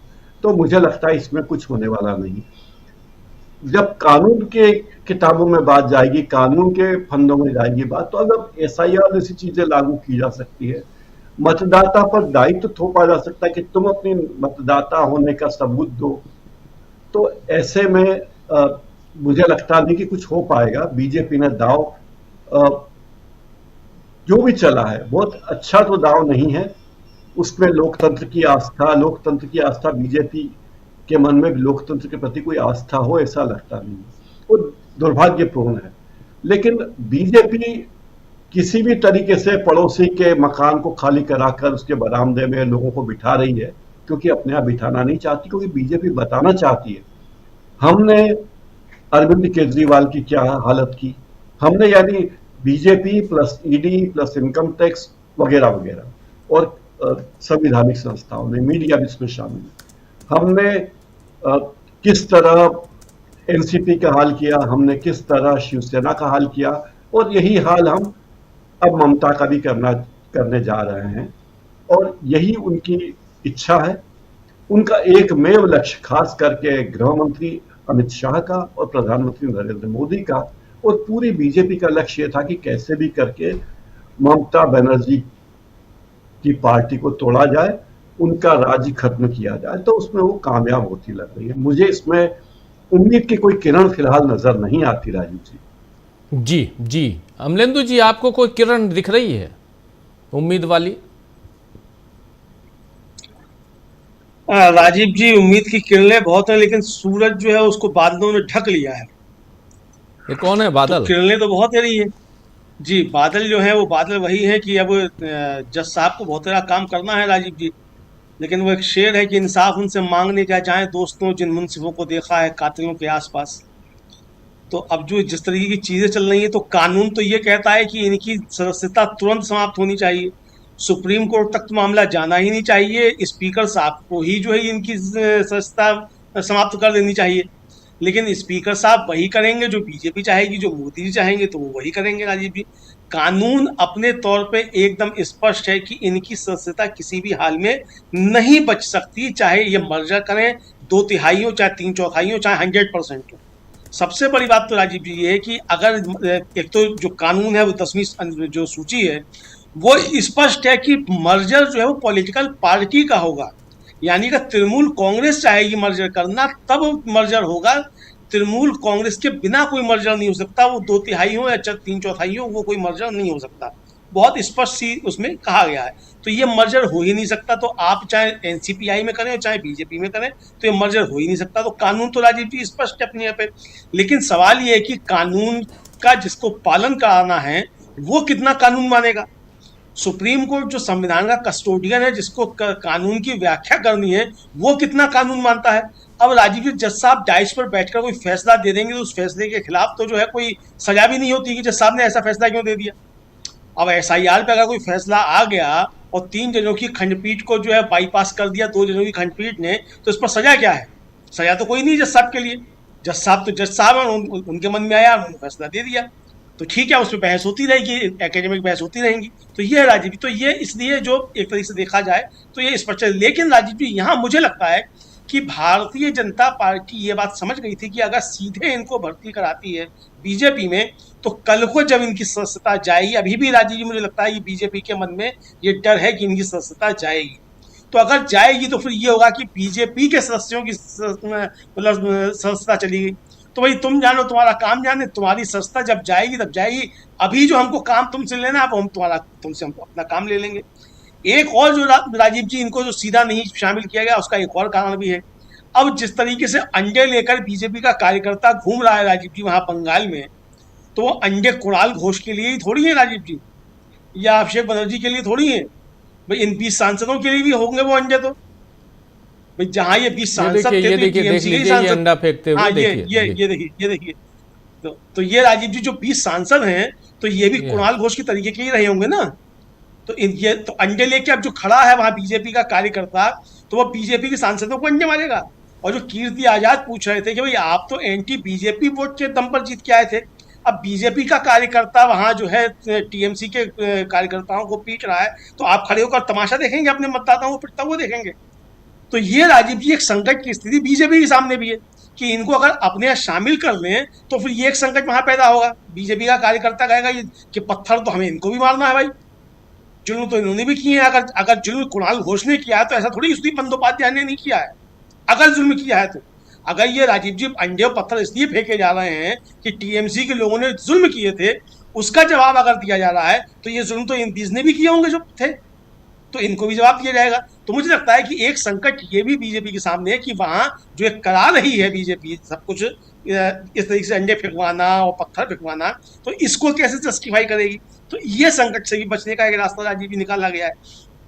इसलिए बहुत सारी चीजें राजीव जी मुझको दिखाई पड़ती हैं। तीसरा, अगर बीजेपी में शामिल कर लेते हैं तो फिर एक दबाव पड़ेगा कि हम 20 सांसद आए हैं तो कम से कम 4 मंत्री तो हमको दे ही दो। नहीं, उस पे छोड़िए, उस पे कितने गए। ममता बनर्जी और कांग्रेस का रोल यहाँ जरा बताइए, क्या हो सकता है। राजीव देखिए, ममता बनर्जी का रोल एकदम स्पष्ट है। एक तो सबसे बड़ी बात की शताब्दी रॉय ने आज कह दिया कि हमने सिंबल पर और पार्टी पर हमने कोई दावा नहीं किया है। तो यानी जो चुनाव आयोग के पाली में गेंद जाती है, अगर राजीव जी ये लोग दावा करते कि 64 विधायक जो है वहां टूट गए हैं विधानसभा में और यहां हम 20 सांसद टूट गए, असली टीएमसी हमें, अगर ये दावा करते जैसा कि एकनाथ शिंदे ने दावा किया था, तो राजीव जी मामला जाता चुनाव आयोग के पास और चुनाव आयोग फिर अपना फैसला दे देता है कि ठीक है इनका सब कुछ जब्त किया जाता है और टीएमसी इनको दी जाती है, जिस तरीके से एकनाथ शिंदे को शिवसेना दे दी गई और एनसीपी जो थी वो अजीत पवार को दे दी गई, तब ये होता। लेकिन यहाँ ये चूक गए, और चूक क्यों गए राजीव जी? वो चूक इसलिए गए कि चूंकि अभिषेक बनर्जी और सागरिका घोष जाकर जो कीर्ति आजाद जो है वो अभिषेक बनर्जी का पत्र स्पीकर को सौंप आए कि आप अलग गुट की मान्यता नहीं दे सकते, ये 10वीं अनुसूची है, इन पर फैसला करने से पहले अगर आप इनको अलग दल की मान्यता देते हैं तो आपको पहले अभिषेक बनर्जी की उस आपत्ति का निस्तारण करना होगा। और राजीव जी अगर उसका निस्तारण होगा तो उसका निस्तारण करते ही फिर टीएमसी सुप्रीम कोर्ट जाएगी। अब भले ही वहां न्याय हो या ना हो, लेकिन मामला वहां जाकर अटकेगा। तो ये बहुत सारे कानूनी दांव पेच समझ में आ गया बीजेपी को कि ये मामला जाकर फंसेगा, उसमें आखिरकार जो है वो नुकसान बीजेपी का कानूनी तौर पर भी हो सकता है। कल को मान लीजिए कोई जज साहब की रीढ़ सीधी हो ही जाए और जज साहब फैसला दे ही दे कि ये मर्जर तो अवैध है, इनकी सत्ता समाप्त की जाती है, तब क्या मुद्दे आएंगे चाणक्य साहब जी। तो इसलिए ये बीच का एक रास्ता निकालने की कोशिश की गई कि बिरला साहब को थोड़ी सी सांस आ जाए कि वो कहेंगे भाई ये तो उन्होंने मर्जर कर लिया दूसरी पार्टी में, अब दूसरी पार्टी में मर्जर कर लिया, वो सुप्रीम कोर्ट तय करेगा। कानून क्या कहता है, यही कुणाल घोष कह रहे हैं कि वो सुप्रीम कोर्ट तय करेगा जब इस तरीके से आएगी। तो ये इसलिए राजीव जी ये बीच का रास्ता निकाला है। जी स्वामी जी आपके पास आऊँ, लेकिन आपसे पहले जरा मैं उसी पार्टी एनसीपीआई का कहना है कि हमारी पार्टी इस फैसले से खुश नहीं है, ज़रा ये सुन लेते हैं। और अगर पार्टी के लोग, पार्टी के एक्सपर्ट्स जो हैं, जो एग्जीक्यूटिव्स हैं, वो अगर कहते हैं कि ऐसा नहीं, प्रशांत जी कुछ जोड़ना चाहते हैं, ज़रा पहले सुन लेते हैं, ज़रा सुन लेते हैं, सुनिए। अभी जिसको प्रेसिडेंट बनाया वो बिना मेरे से बातचीत किया, बिना मेरे दूसरे जो मेरा दल का जो नेता लोग है, जो लीगल सेल है, जो स्पोक्स पर्सन है, उनसे बातचीत ना करके डिसीजन लिया है।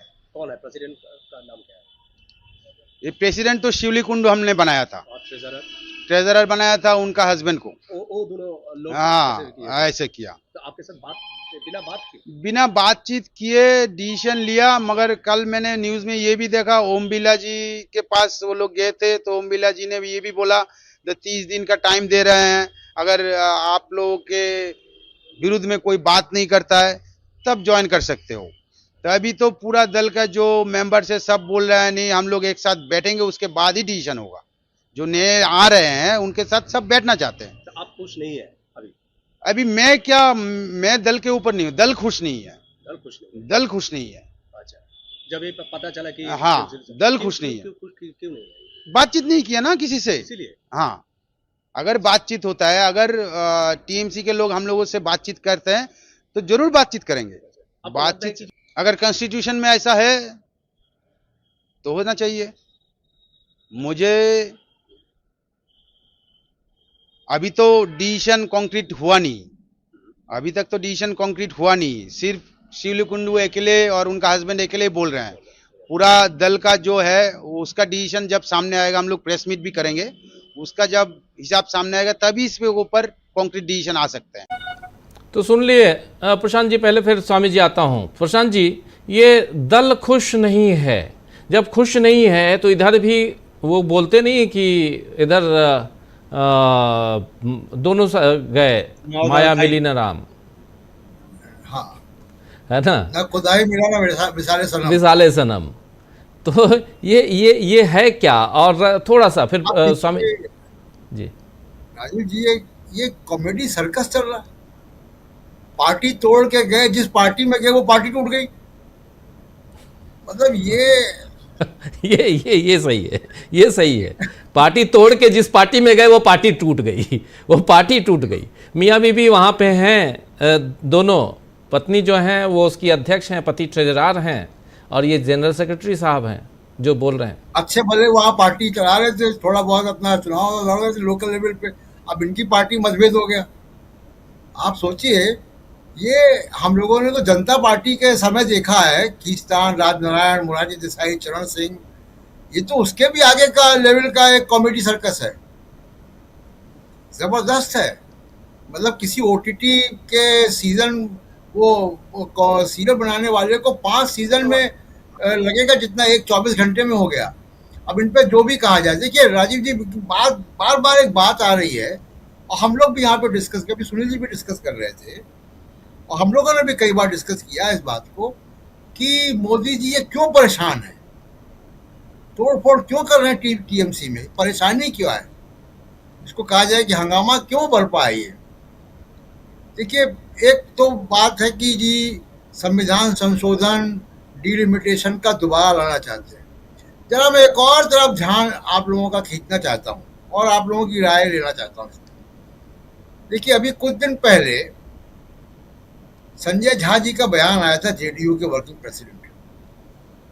उन्होंने कहा था कि नीतीश कुमार को इंडिया गठबंधन का हेड बनाने के लिए, अध्यक्ष बनाने के लिए भांजी मारी आम आदमी पार्टी ने और तृणमूल कांग्रेस ने। ठीक है जी। उसके बाद राहुल गांधी ने इंडिया गठबंधन की मीटिंग पर इस पर सफाई दी कि कांग्रेस शामिल नहीं थी उसमें। देखिए, ये क्या चल रहा है? क्या कांग्रेस और जेडीयू में कोई ऐसी पैचअप की बातचीत चल रही है, कुछ बात हो रही? जब दो लोग बात कर रहे हैं, राहुल गांधी इंडिया गठबंधन में बात कर रहे हैं इस बारे में, और संजय झा बाहर बात कर रहे हैं, बिना किसी प्रोवोकेशन के एक बात निकल कर आ रही है। दूसरी बात, जो विजय अभी आए दिल्ली और सोनिया गांधी से मिले, राहुल गांधी से मिले, विजय उभरता हुआ चेहरा है और आंध्र प्रदेश में विजय की बहुत बड़ी फॉलोइंग है। और आंध्र प्रदेश और तमिलनाडु के जो आंध्र प्रदेश से लगने वाले इलाके हैं, यानी चित्तूर और तिरुपति, वहाँ पे 13 में से 6 सीटें उन्होंने दी हैं। और चंद्रबाबू नायडू के जो सहयोगी हैं, पवन कल्याण, उनके अच्छे संबंध हैं, वो भी फिल्म से आते हैं, उन्होंने बधाई दी है, उनकी मित्रता है विजय से। तो और दूसरे की कॉर्पोरेट में कुछ हलचल है बहुत सारी। तो बेसिकली मोदी जी को अब जेडीयू और टीडीपी पे कम भरोसा है। कुछ डेवलपमेंट्स कहीं हो रहे हैं जिनको इनको जानकारी होगी, इसलिए वो सेफ्टी वॉल्व के तौर पे इनको रखना चाहते हैं। कहानी इधर ज्यादा बड़ी है, बजाय कि 2/3 बहुमत लेकर वो कॉन्स्टिट्यूशन अमेंडमेंट की बात कर रहे हैं। इसलिए मैंने पहले दिन भी कहा था कि मोदी जी के पास समय कम है। कुछ सूचनाएं मेरे पास भी आ रही है, राहुल गांधी भी कुछ बोलते हैं। तो मैं ये कह रहा हूं आपसे कि ये 2 डेवलपमेंट आंध्र प्रदेश में विजय को लेकर और जेडीयू को लेकर ये हो रहे हैं, जिसकी वजह से ये परेशानी है और ये सब चल रहा है। जी राजीव जी, इम्पॉर्टेंट बात आप कह रहे हैं, बहुत महत्वपूर्ण बात। 2/3 तक तो पहुंचना अभी बहुत मुश्किल है, बहुत मुश्किल है। कहानी दूसरी है। 540 अगर 300, तब भी 360 चाहिए, क्योंकि 3 तो अभी वेकेंट सीट हैं, 543 में से बच गए 540। 540 पूरे आते हैं तब भी 360 चाहिए 2/3 बहुमत के लिए। और राहुल गांधी ने डीएमके के बारे में क्या कहा है आप लोगों ने सुन लिया।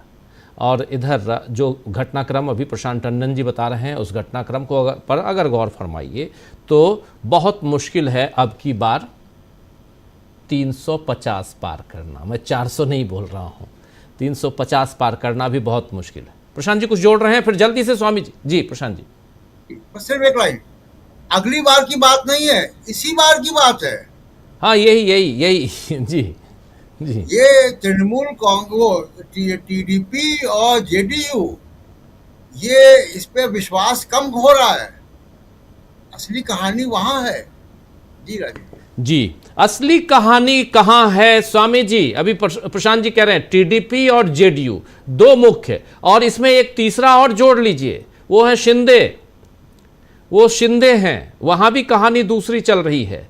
और ये तीनों अगर यानी जेडीयू की कहानी सामने आई, संजय झा ने एक इंटरव्यू में जो कहा, राहुल गांधी ने इधर जो कहा अपने भाषण में, 8 जून के भाषण में, ये दोनों को मिलाइए, दोनों डॉट्स को, तार को मिलाइए, आपको समझ में आ जाएगा। चंद्रबाबू नायडू की कहानी वहाँ तमिलनाडु से कैसे जुड़ रही है, ये जोड़ लीजिए। और इन सब के बीच क्या ये हड़बड़ी है, और इसी कारण टीएमसी और सिर्फ टीएमसी अभी आम आदमी पार्टी में जो करना था कर लिए, ये दिखाई दे रही है। स्वामी जी, ये क्या लगता है, आप क्या कैसे देखते हैं? और इन सब के बीच ममता बनर्जी के भी विलय, मर्जर, ये सब की बात आ रही थी बीच में, बात ऐसे तो निकली नहीं होगी।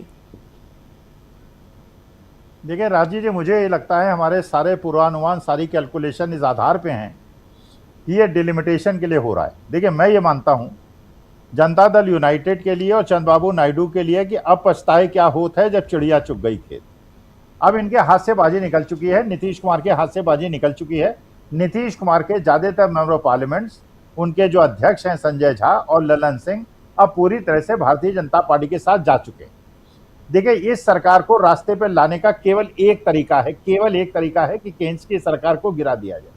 और केंद्र की सरकार अगर किसी दिन भी गिर गई, उसके बाद सब कुछ, लोकतंत्र भी बहाल हो जाएगा और संविधान भी बहाल हो जाएगा।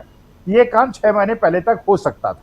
नीतीश कुमार भी कर सकते थे, चंद्रबाबू नायडू भी कर सकते थे। हम लोग बार बार उनसे निवेदन करते थे कि इस सरकार को गिरा दीजिए, वरना कोई विधानसभा नहीं बचेगी। चंद्रबाबू नायडू साहब आप भी नहीं बचेंगे, पंजाब में आम आदमी पार्टी भी नहीं बचेगी, और उत्तर प्रदेश में अखिलेश यादव भी नहीं बचेंगे। लेकिन चलिए, इन लोगों ने देर कर दी, अब इसको भुगतें और हम लोग उसका दंड भुगतें। लेकिन असली जो डिलिमिटेशन का इश्यू है वो तो बात की बात है। असली इस समय जो पूरा का पूरा गेम हो रहा है वो उसका निर्णय मेरे को लगता है, क्योंकि देखिए चंद्रबाबू नायडू के ऊपर भी बहुत सारे केसेज हैं, जेल वो पहले रह के आ चुके हैं। नीतीश कुमार के ऊपर भी 2-3 बहुत सारे आरोप हैं, उनके बेटे पे भी आरोप हैं, उनके बहुत सारे मंत्रियों पे भी आरोप हैं। तो जैसे ईडी सीबीआई ने वहां पे टीएमसी को तोड़ दिया है, वो जेडीयू को भी तोड़ देगी और टीडीपी को भी तोड़ देगी। उधर से मुझे आशा नहीं दिखती। मेरे को सारी की सारी आशा जो मेरी केंद्रित है आज की तारीख में, वो जनता से है। और मैं जानता हूं कि अगर जनता ने राहुल गांधी को हाथों हाथ लिया, अगर कोटा में जनता ने समर्थन दिया, वहां जितने कोचिंग में रहने वाले बच्चे हैं वो आए, और जनता ने, जिनके बच्चों ने वहां पे भुगता है नीट की परीक्षा लीक को, वो सारे लोग आए, ये सारा खेल बदल सकता है। सब चंद्रबाबू नायडू और नीतीश कुमार और ये सुदीप बंदोपाध्याय सब लोग इरेलेवेंट हो जाएंगे अगर कोटा के अंदर लाखों लोग सड़क पे आ जाते हैं। मैं तो प्रतीक्षा करूंगा परसों तक की, उसके बाद न्यूज पॉइंट पे देखेंगे। या तो एक खुली हवा का दर्शन हमें दिखाई पड़ेगा, लोकतंत्र जिंदा होते दिखाई पड़ेगा। लेकिन अगर जनता ने राहुल गांधी का साथ नहीं दिया, क्योंकि जो निवेदन हम राहुल गांधी से कर रहे थे, सड़क पे उतरिए, वो सड़क पे उतरे। यूथ कांग्रेस एनएसयूआई के लोग मार खा रहे हैं, वो सड़क पे उतर रहे हैं, उनको नहीं दिखाया जा रहा है, दीपिके को ज्यादा दिखाया जा रहा है। तो मैं तो परसों का वेट कर रहा हूं कि मेरे देश के अंदर संविधान बचेगा या उसको भी खत्म करके, जैसे ये लोग कहते थे भारतीय जनता पार्टी वाले 400 पार, और 400 पार के बाद हम संविधान बदल देंगे, मनुस्मृति को लागू कर देंगे। तो मेरी सारी की सारी आशाएं नीतीश कुमार, चंद्रबाबू नायडू पे नहीं, मैं देश की जनता से ये अपेक्षा करता हूं कि परसों अगर आप लोग राहुल गांधी के साथ खड़े हुए तो दिशा बदलेगी, वरना पेपर ऐसे ही लीक होते रहेंगे, ऐसे ही संविधान को ताक पे रखा जाएगा, पूरा का पूरा संवैधानिक पदों पे इसी प्रकार दुरुपयोग होता रहेगा। परसों का मैं वेट करूंगा, उसके बाद निर्णय लूंगा देश की जनता जागी है या नहीं जागी है। जी जी, ये दूसरा पक्ष है, दूसरा पहलू, और बहुत महत्वपूर्ण है, क्योंकि जनता है तो फिर चंद्रबाबू नायडू और किसी नीतीश बाबू इन सब पे भरोसे की या इनसे उम्मीद, भरोसा नहीं, उम्मीद की कोई ज़रूरत नहीं है। बिल्कुल आप सही कह रहे हैं। और उसमें भी राहुल गांधी जिसकी शुरुआत परसों से करने जा रहे हैं कोटा में, बहुत महत्वपूर्ण हो जाता है, क्योंकि कोटा ऐसा शहर है और वो हब है, स्टूडेंट हब, जहाँ पर पूरे देश से आते हैं स्टूडेंट्स। वो सिर्फ और सिर्फ राजस्थान वाले नहीं हैं, वो पूरे देश से वहाँ बच्चे, खासकर हिंदी भाषी क्षेत्र के बच्चे ज़्यादा आते हैं। इसलिए ज़रूरी है, और यहाँ पर अगर वो आग सुलगती हुई दिखाई देगी तो ये आगे इलाहाबाद, पटना होते हुए दिल्ली तक हम लोग देखेंगे। राहुल गांधी ने ये 4 अलग अलग जगहों को चुना है इसमें, इसलिए महत्वपूर्ण हो जाता है। तो इसलिए आप सही कह रहे हैं। लेकिन दूसरी तरफ अगर अभी तक एक निराशा और उसमें आशा की उम्मीद, मैं हमेशा आशा की उम्मीद ढूंढता हूँ, डूबते को तिनका का सहारा जो कहते हैं स्वामी जी, मैं उसमें भी आशा की उम्मीद इस ढंग से देखता हूँ कि इस वक्त आप देखिए, किसी ने इस चुनाव से पहले, यानी 4 मई जब रिजल्ट आया है पश्चिम बंगाल का, उससे पहले इन 17-18 सांसदों के बारे में कुछ नहीं सोचा था। लेकिन आज वो 17-18 सांसद जो हैं वो पाला बदलते हुए दिखाई दे रहे हैं।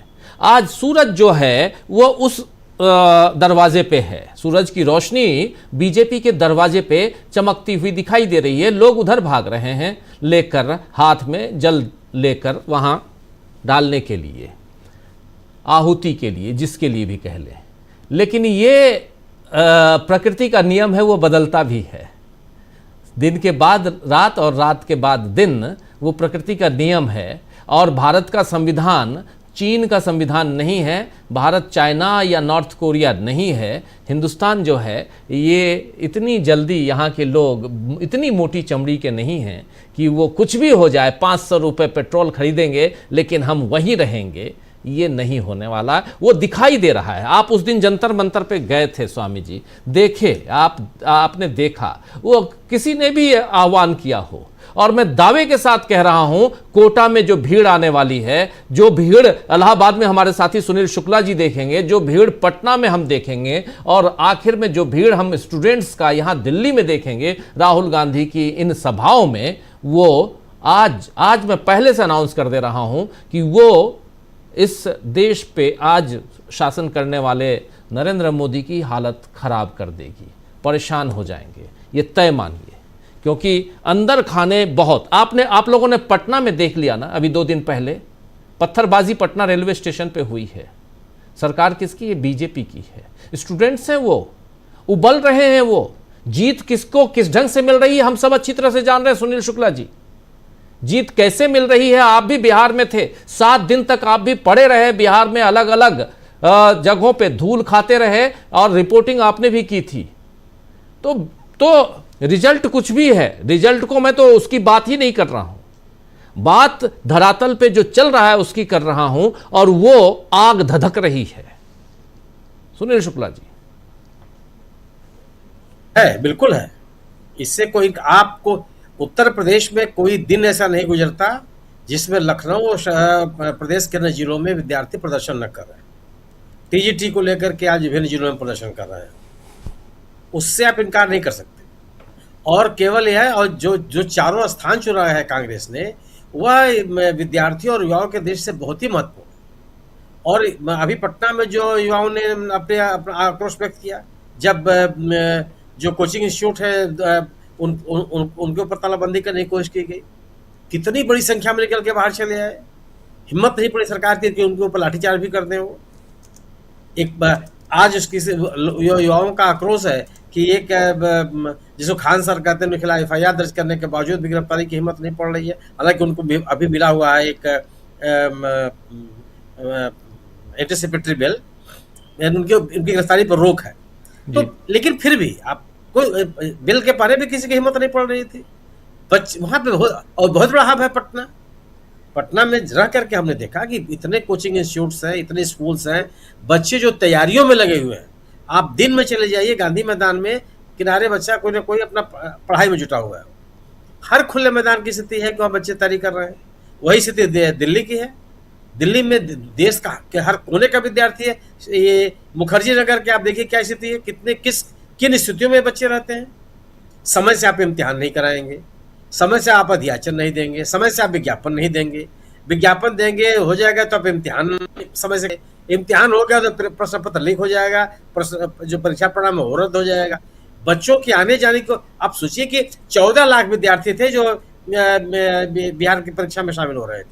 ये सरकार को नहीं पता है, इनको नहीं पता है कि पटना में, समस्तीपुर में, भागलपुर में, मुंगेर में, सुपौल में और लखीसराय में कितने विद्यार्थी शामिल हो रहे हो, कौन आ रहा है? उनके आने जाने के इंतजाम आप नहीं करेंगे, कौन करेगा? और यह आक्रोश की स्थितियां पैदा क्यों होने देते हैं आप?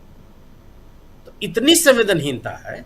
और यह केवल पटना के लिए, ये बच्चे आक्रोशित हो गए, इस तरह के को हिंसा को प्रोत्साहित नहीं किया जाना चाहिए, लेकिन हर जगह है। आप इलाहाबाद शहर में, बनारस शहर में, दिल्ली शहर में जिस दिन इम्तिहान होते हैं उस दिन देखिए सड़क के किनारे निराश्रित व्यक्तियों की तरह अपना कपड़ा बिछा करके वो सोते हैं, फिर अगले दिन इम्तिहान देते हैं। कोई जगह ही नहीं है। आप क्यों नहीं इंतजाम कर सकते? आप खुली जगहों पर एक रन बसेरा क्यों नहीं बना सकते? आप कांवड़ यात्रा पर जाने वाले लोगों के लिए आप फूल वर्षा कर सकते हैं। ये जो युवा हैं इनके लिए आप नहीं कर सकते। युवाओं के साथ अगर आप उनके नौकरी के साथ, उनके शिक्षा के साथ जब आप लापरवाही बरतते हैं तो वह अपने आप को अपने साथ विश्वासघात की स्थिति में पाते हैं। वो ये देखते हैं कि उनके भविष्य की चिंता आप नहीं कर रहे हैं जी। वो ये देखते हैं कि उनकी योग्यता की अनदेखी की जा रही है। ये आक्रोश बच्चों में है। कोटा में भी है, इलाहाबाद में भी है, पटना में भी है और दिल्ली में भी है। हाँ भाई, और 12 महीना यह इम्तिहान हो रहा है, वो उसका परिणाम निकले चाहे मत निकले। ये विद्यार्थी आज तो मान लीजिए कांग्रेस उसका आह्वान कर रही है। आज की स्थिति है कि अब तमाम छात्र संगठन शामिल हो गए हैं। उत्तर प्रदेश लोक सेवा आयोग के आरओ की परीक्षा को लेकर के लड़कों की आपत्ति थी और उस परीक्षा को लेकर कितना हंगामा, लोक सेवा आयोग को घेरे रखा है एक हफ्ते तक वो सब। अंततः लोक सेवा आयोग को छात्रों की बात स्वीकार करनी पड़ी। ये सवाल इस बात का है कि आप सुनियोजित तरीके से बच्चों की जो समस्या है उसका समाधान क्यों नहीं करते, उनको सम्मोहित करने का कोई प्रयास क्यों नहीं करते हैं? क्यों राहुल गांधी को आवश्यकता पड़ती है कि वो कोटा में रैली करें और इलाहाबाद में रैली करें? आवश्यकता क्यों है? जितनी चीजें हो रही हैं इस प्रदेश में, इस देश के विभिन्न विभागों में कितने पद रिक्त हैं, ये सरकार को नहीं पता है तो किसको पता है? और जो आगे आने वाली रिक्तियां हैं उसकी सरकार को जानकारी नहीं है तो किसको है? प्रतिवर्ष आप प्रतिवर्ष वैकेंसी क्यों नहीं निकालते? जो बिहार की परीक्षा हुई है कितने, उसी विभाग में मद्य निषेध विभाग की वो परीक्षा थी, कितने सालों बाद हुई, क्यों हुई? अब अगर प्रतिवर्ष उसका भर्ती करते चले जाएं, मतलब आप सोचिए कि 400 कुछ पदों, 432 पदों के लिए 14 लाख विद्यार्थियों ने अप्लाई किया था। एक पद पर 312 विद्यार्थी एप्लीकेंट हैं। ये हालत पैदा कर दिया है आपने, और आप उम्मीद करते हैं कि बच्चे सफेद कबूतर उड़ाएंगे? संभव है? ये हालात पैदा कर दिया सरकार ने, और इसका परिणाम हो रहा है कि जगह जगह इस तरह की स्थितियां देखनी पड़ रही है। सरकार को चिंता केवल है कि किस पार्टी को तोड़ दें, किस सांसद को तोड़ दें, किस संगठन को कमजोर कर दें, किस व्यक्ति विशेष को कमजोर कर दें। सब जगह चल रहा है। कल तक यही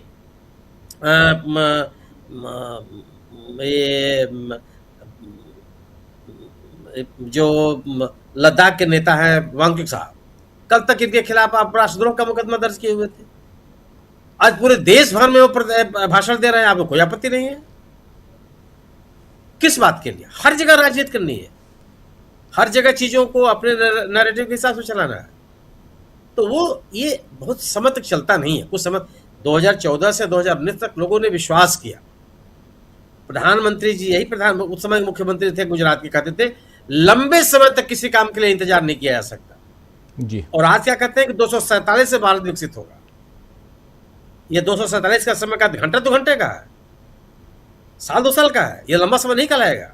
लंबे समय की परिभाषा क्या होती है जी? ये स्थितियां ऐसी बनी हुई है। और एक चीज और देखिए, जनता दल यूनाइटेड में आप उसकी पहचान खत्म।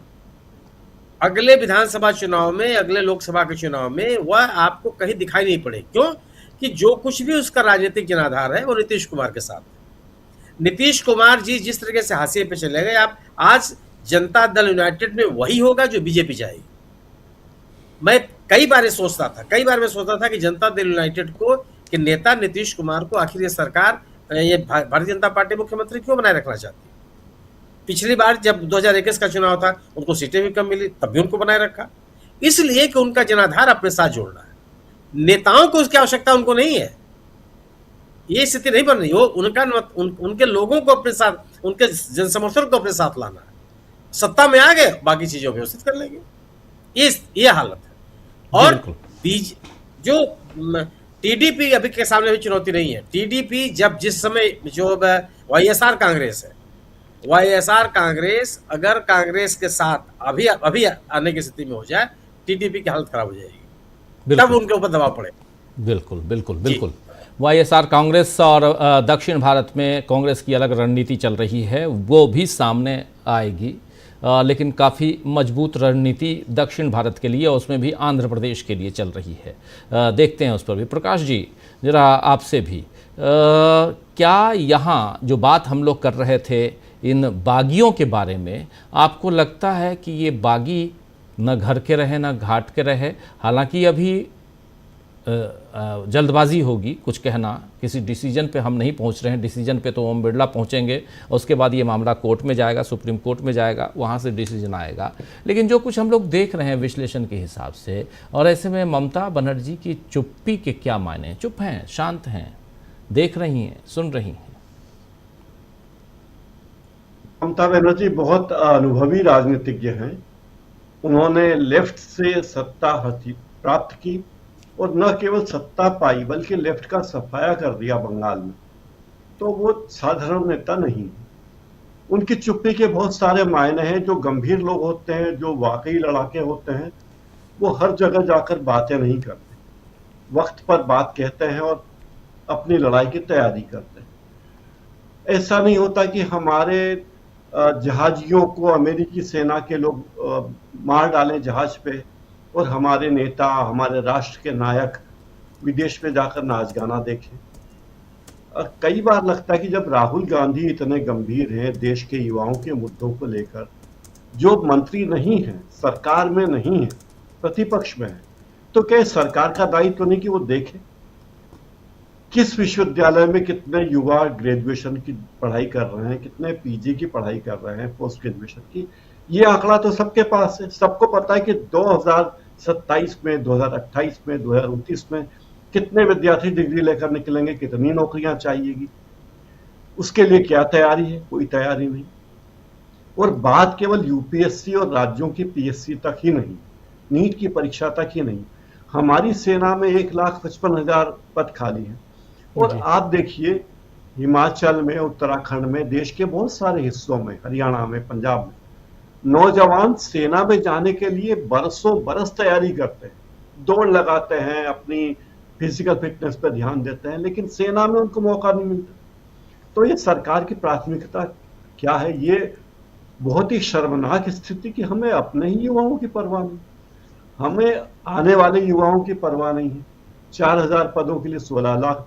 आप कहते हैं कि हमने सब 40 करोड़ लोग सिंहस्थ में या कुंभ में आए, तो कुंभ के लिए हमने 40 करोड़ लोगों की व्यवस्था की।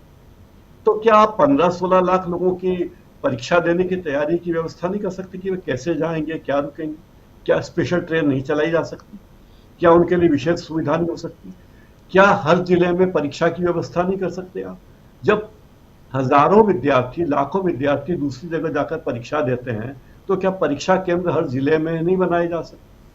लेकिन हमारी प्राथमिकता में यह है कि किस तरह विपक्ष को नुकसान पहुंचाएं, हम सत्ता में बने रहें, और किस तरह एक महान सांस्कृतिक संगठन के लोगों को आर्थिक मदद पहुंचाएं, उस संगठन के लोगों के हितों की रक्षा करें। तो इन सब बातों को देखकर राजीव जी, मुझे तो कई बार लगता है कि जब सुबह मैं उठता हूं और कभी टीवी की खबरें देखता हूं या मोबाइल भी देखता हूं या अखबार देखता हूं, तो ब्लड प्रेशर बढ़ जाता है कि हो क्या रहा आखिर इस देश में। और मुझे लगता है कि हमारे जमाने में इतनी मुश्किलें नहीं थी, और अब मुश्किलें क्या है, सरकार की प्राथमिकता क्या है, और हम उस सब की तरफ से आंखें बंद किए हुए हैं। और ये बहुत ही शर्मनाक बात है। एक तो बुरे हाल है, और हमारी उसकी तरफ कोई चिंता ही नहीं, हम उसकी तरफ देखना ही नहीं चाहते। वो दुष्यंत कुमार ने कहा कि सूरते जिस्म हालते जहां और भी खराब, चारों ओर खराब, यहाँ और भी खराब। और भी खराब। तो और भी खराब हालत है, और हमारी सरकार इन मुद्दों पर ध्यान नहीं दे रही है।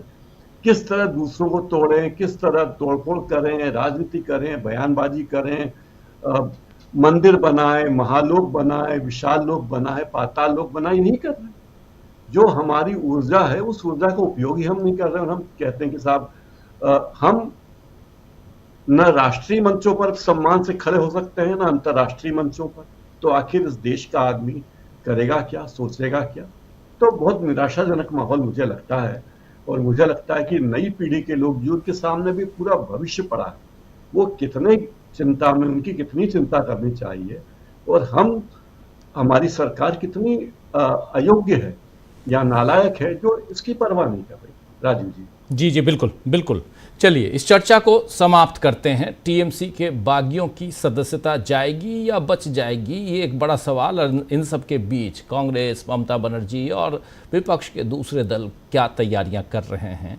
और 5 राज्यों के जो चुनाव होने हैं, हम लोगों ने लगभग महीना भर, एक महीना से ज़्यादा हो गया, इसी मन से कहा था कि वो चुनाव हो सकता है कि जल्दी हो। अभी भी यही उम्मीद है कि नवंबर दिसंबर में वो चुनाव करा लिए जाएंगे, जनवरी तक हो सकता है करा लिए जाएंगे। तो ये तैयारी, ये जल्दबाजी आखिर क्यों, इन सब पे चर्चा करेंगे। लेकिन अभी बंगाल का खेला ख़त्म नहीं हुआ है। फेंके जाएंगे अंडे भी, फेंके जाएंगे टमाटर भी, फेंके जाएंगे पत्थर भी। बच के रहिएगा। जो आज उधर हैं कल इधर होंगे, जो आज इधर हैं कल उधर होंगे। वोट देने वाले वही हैं जो हम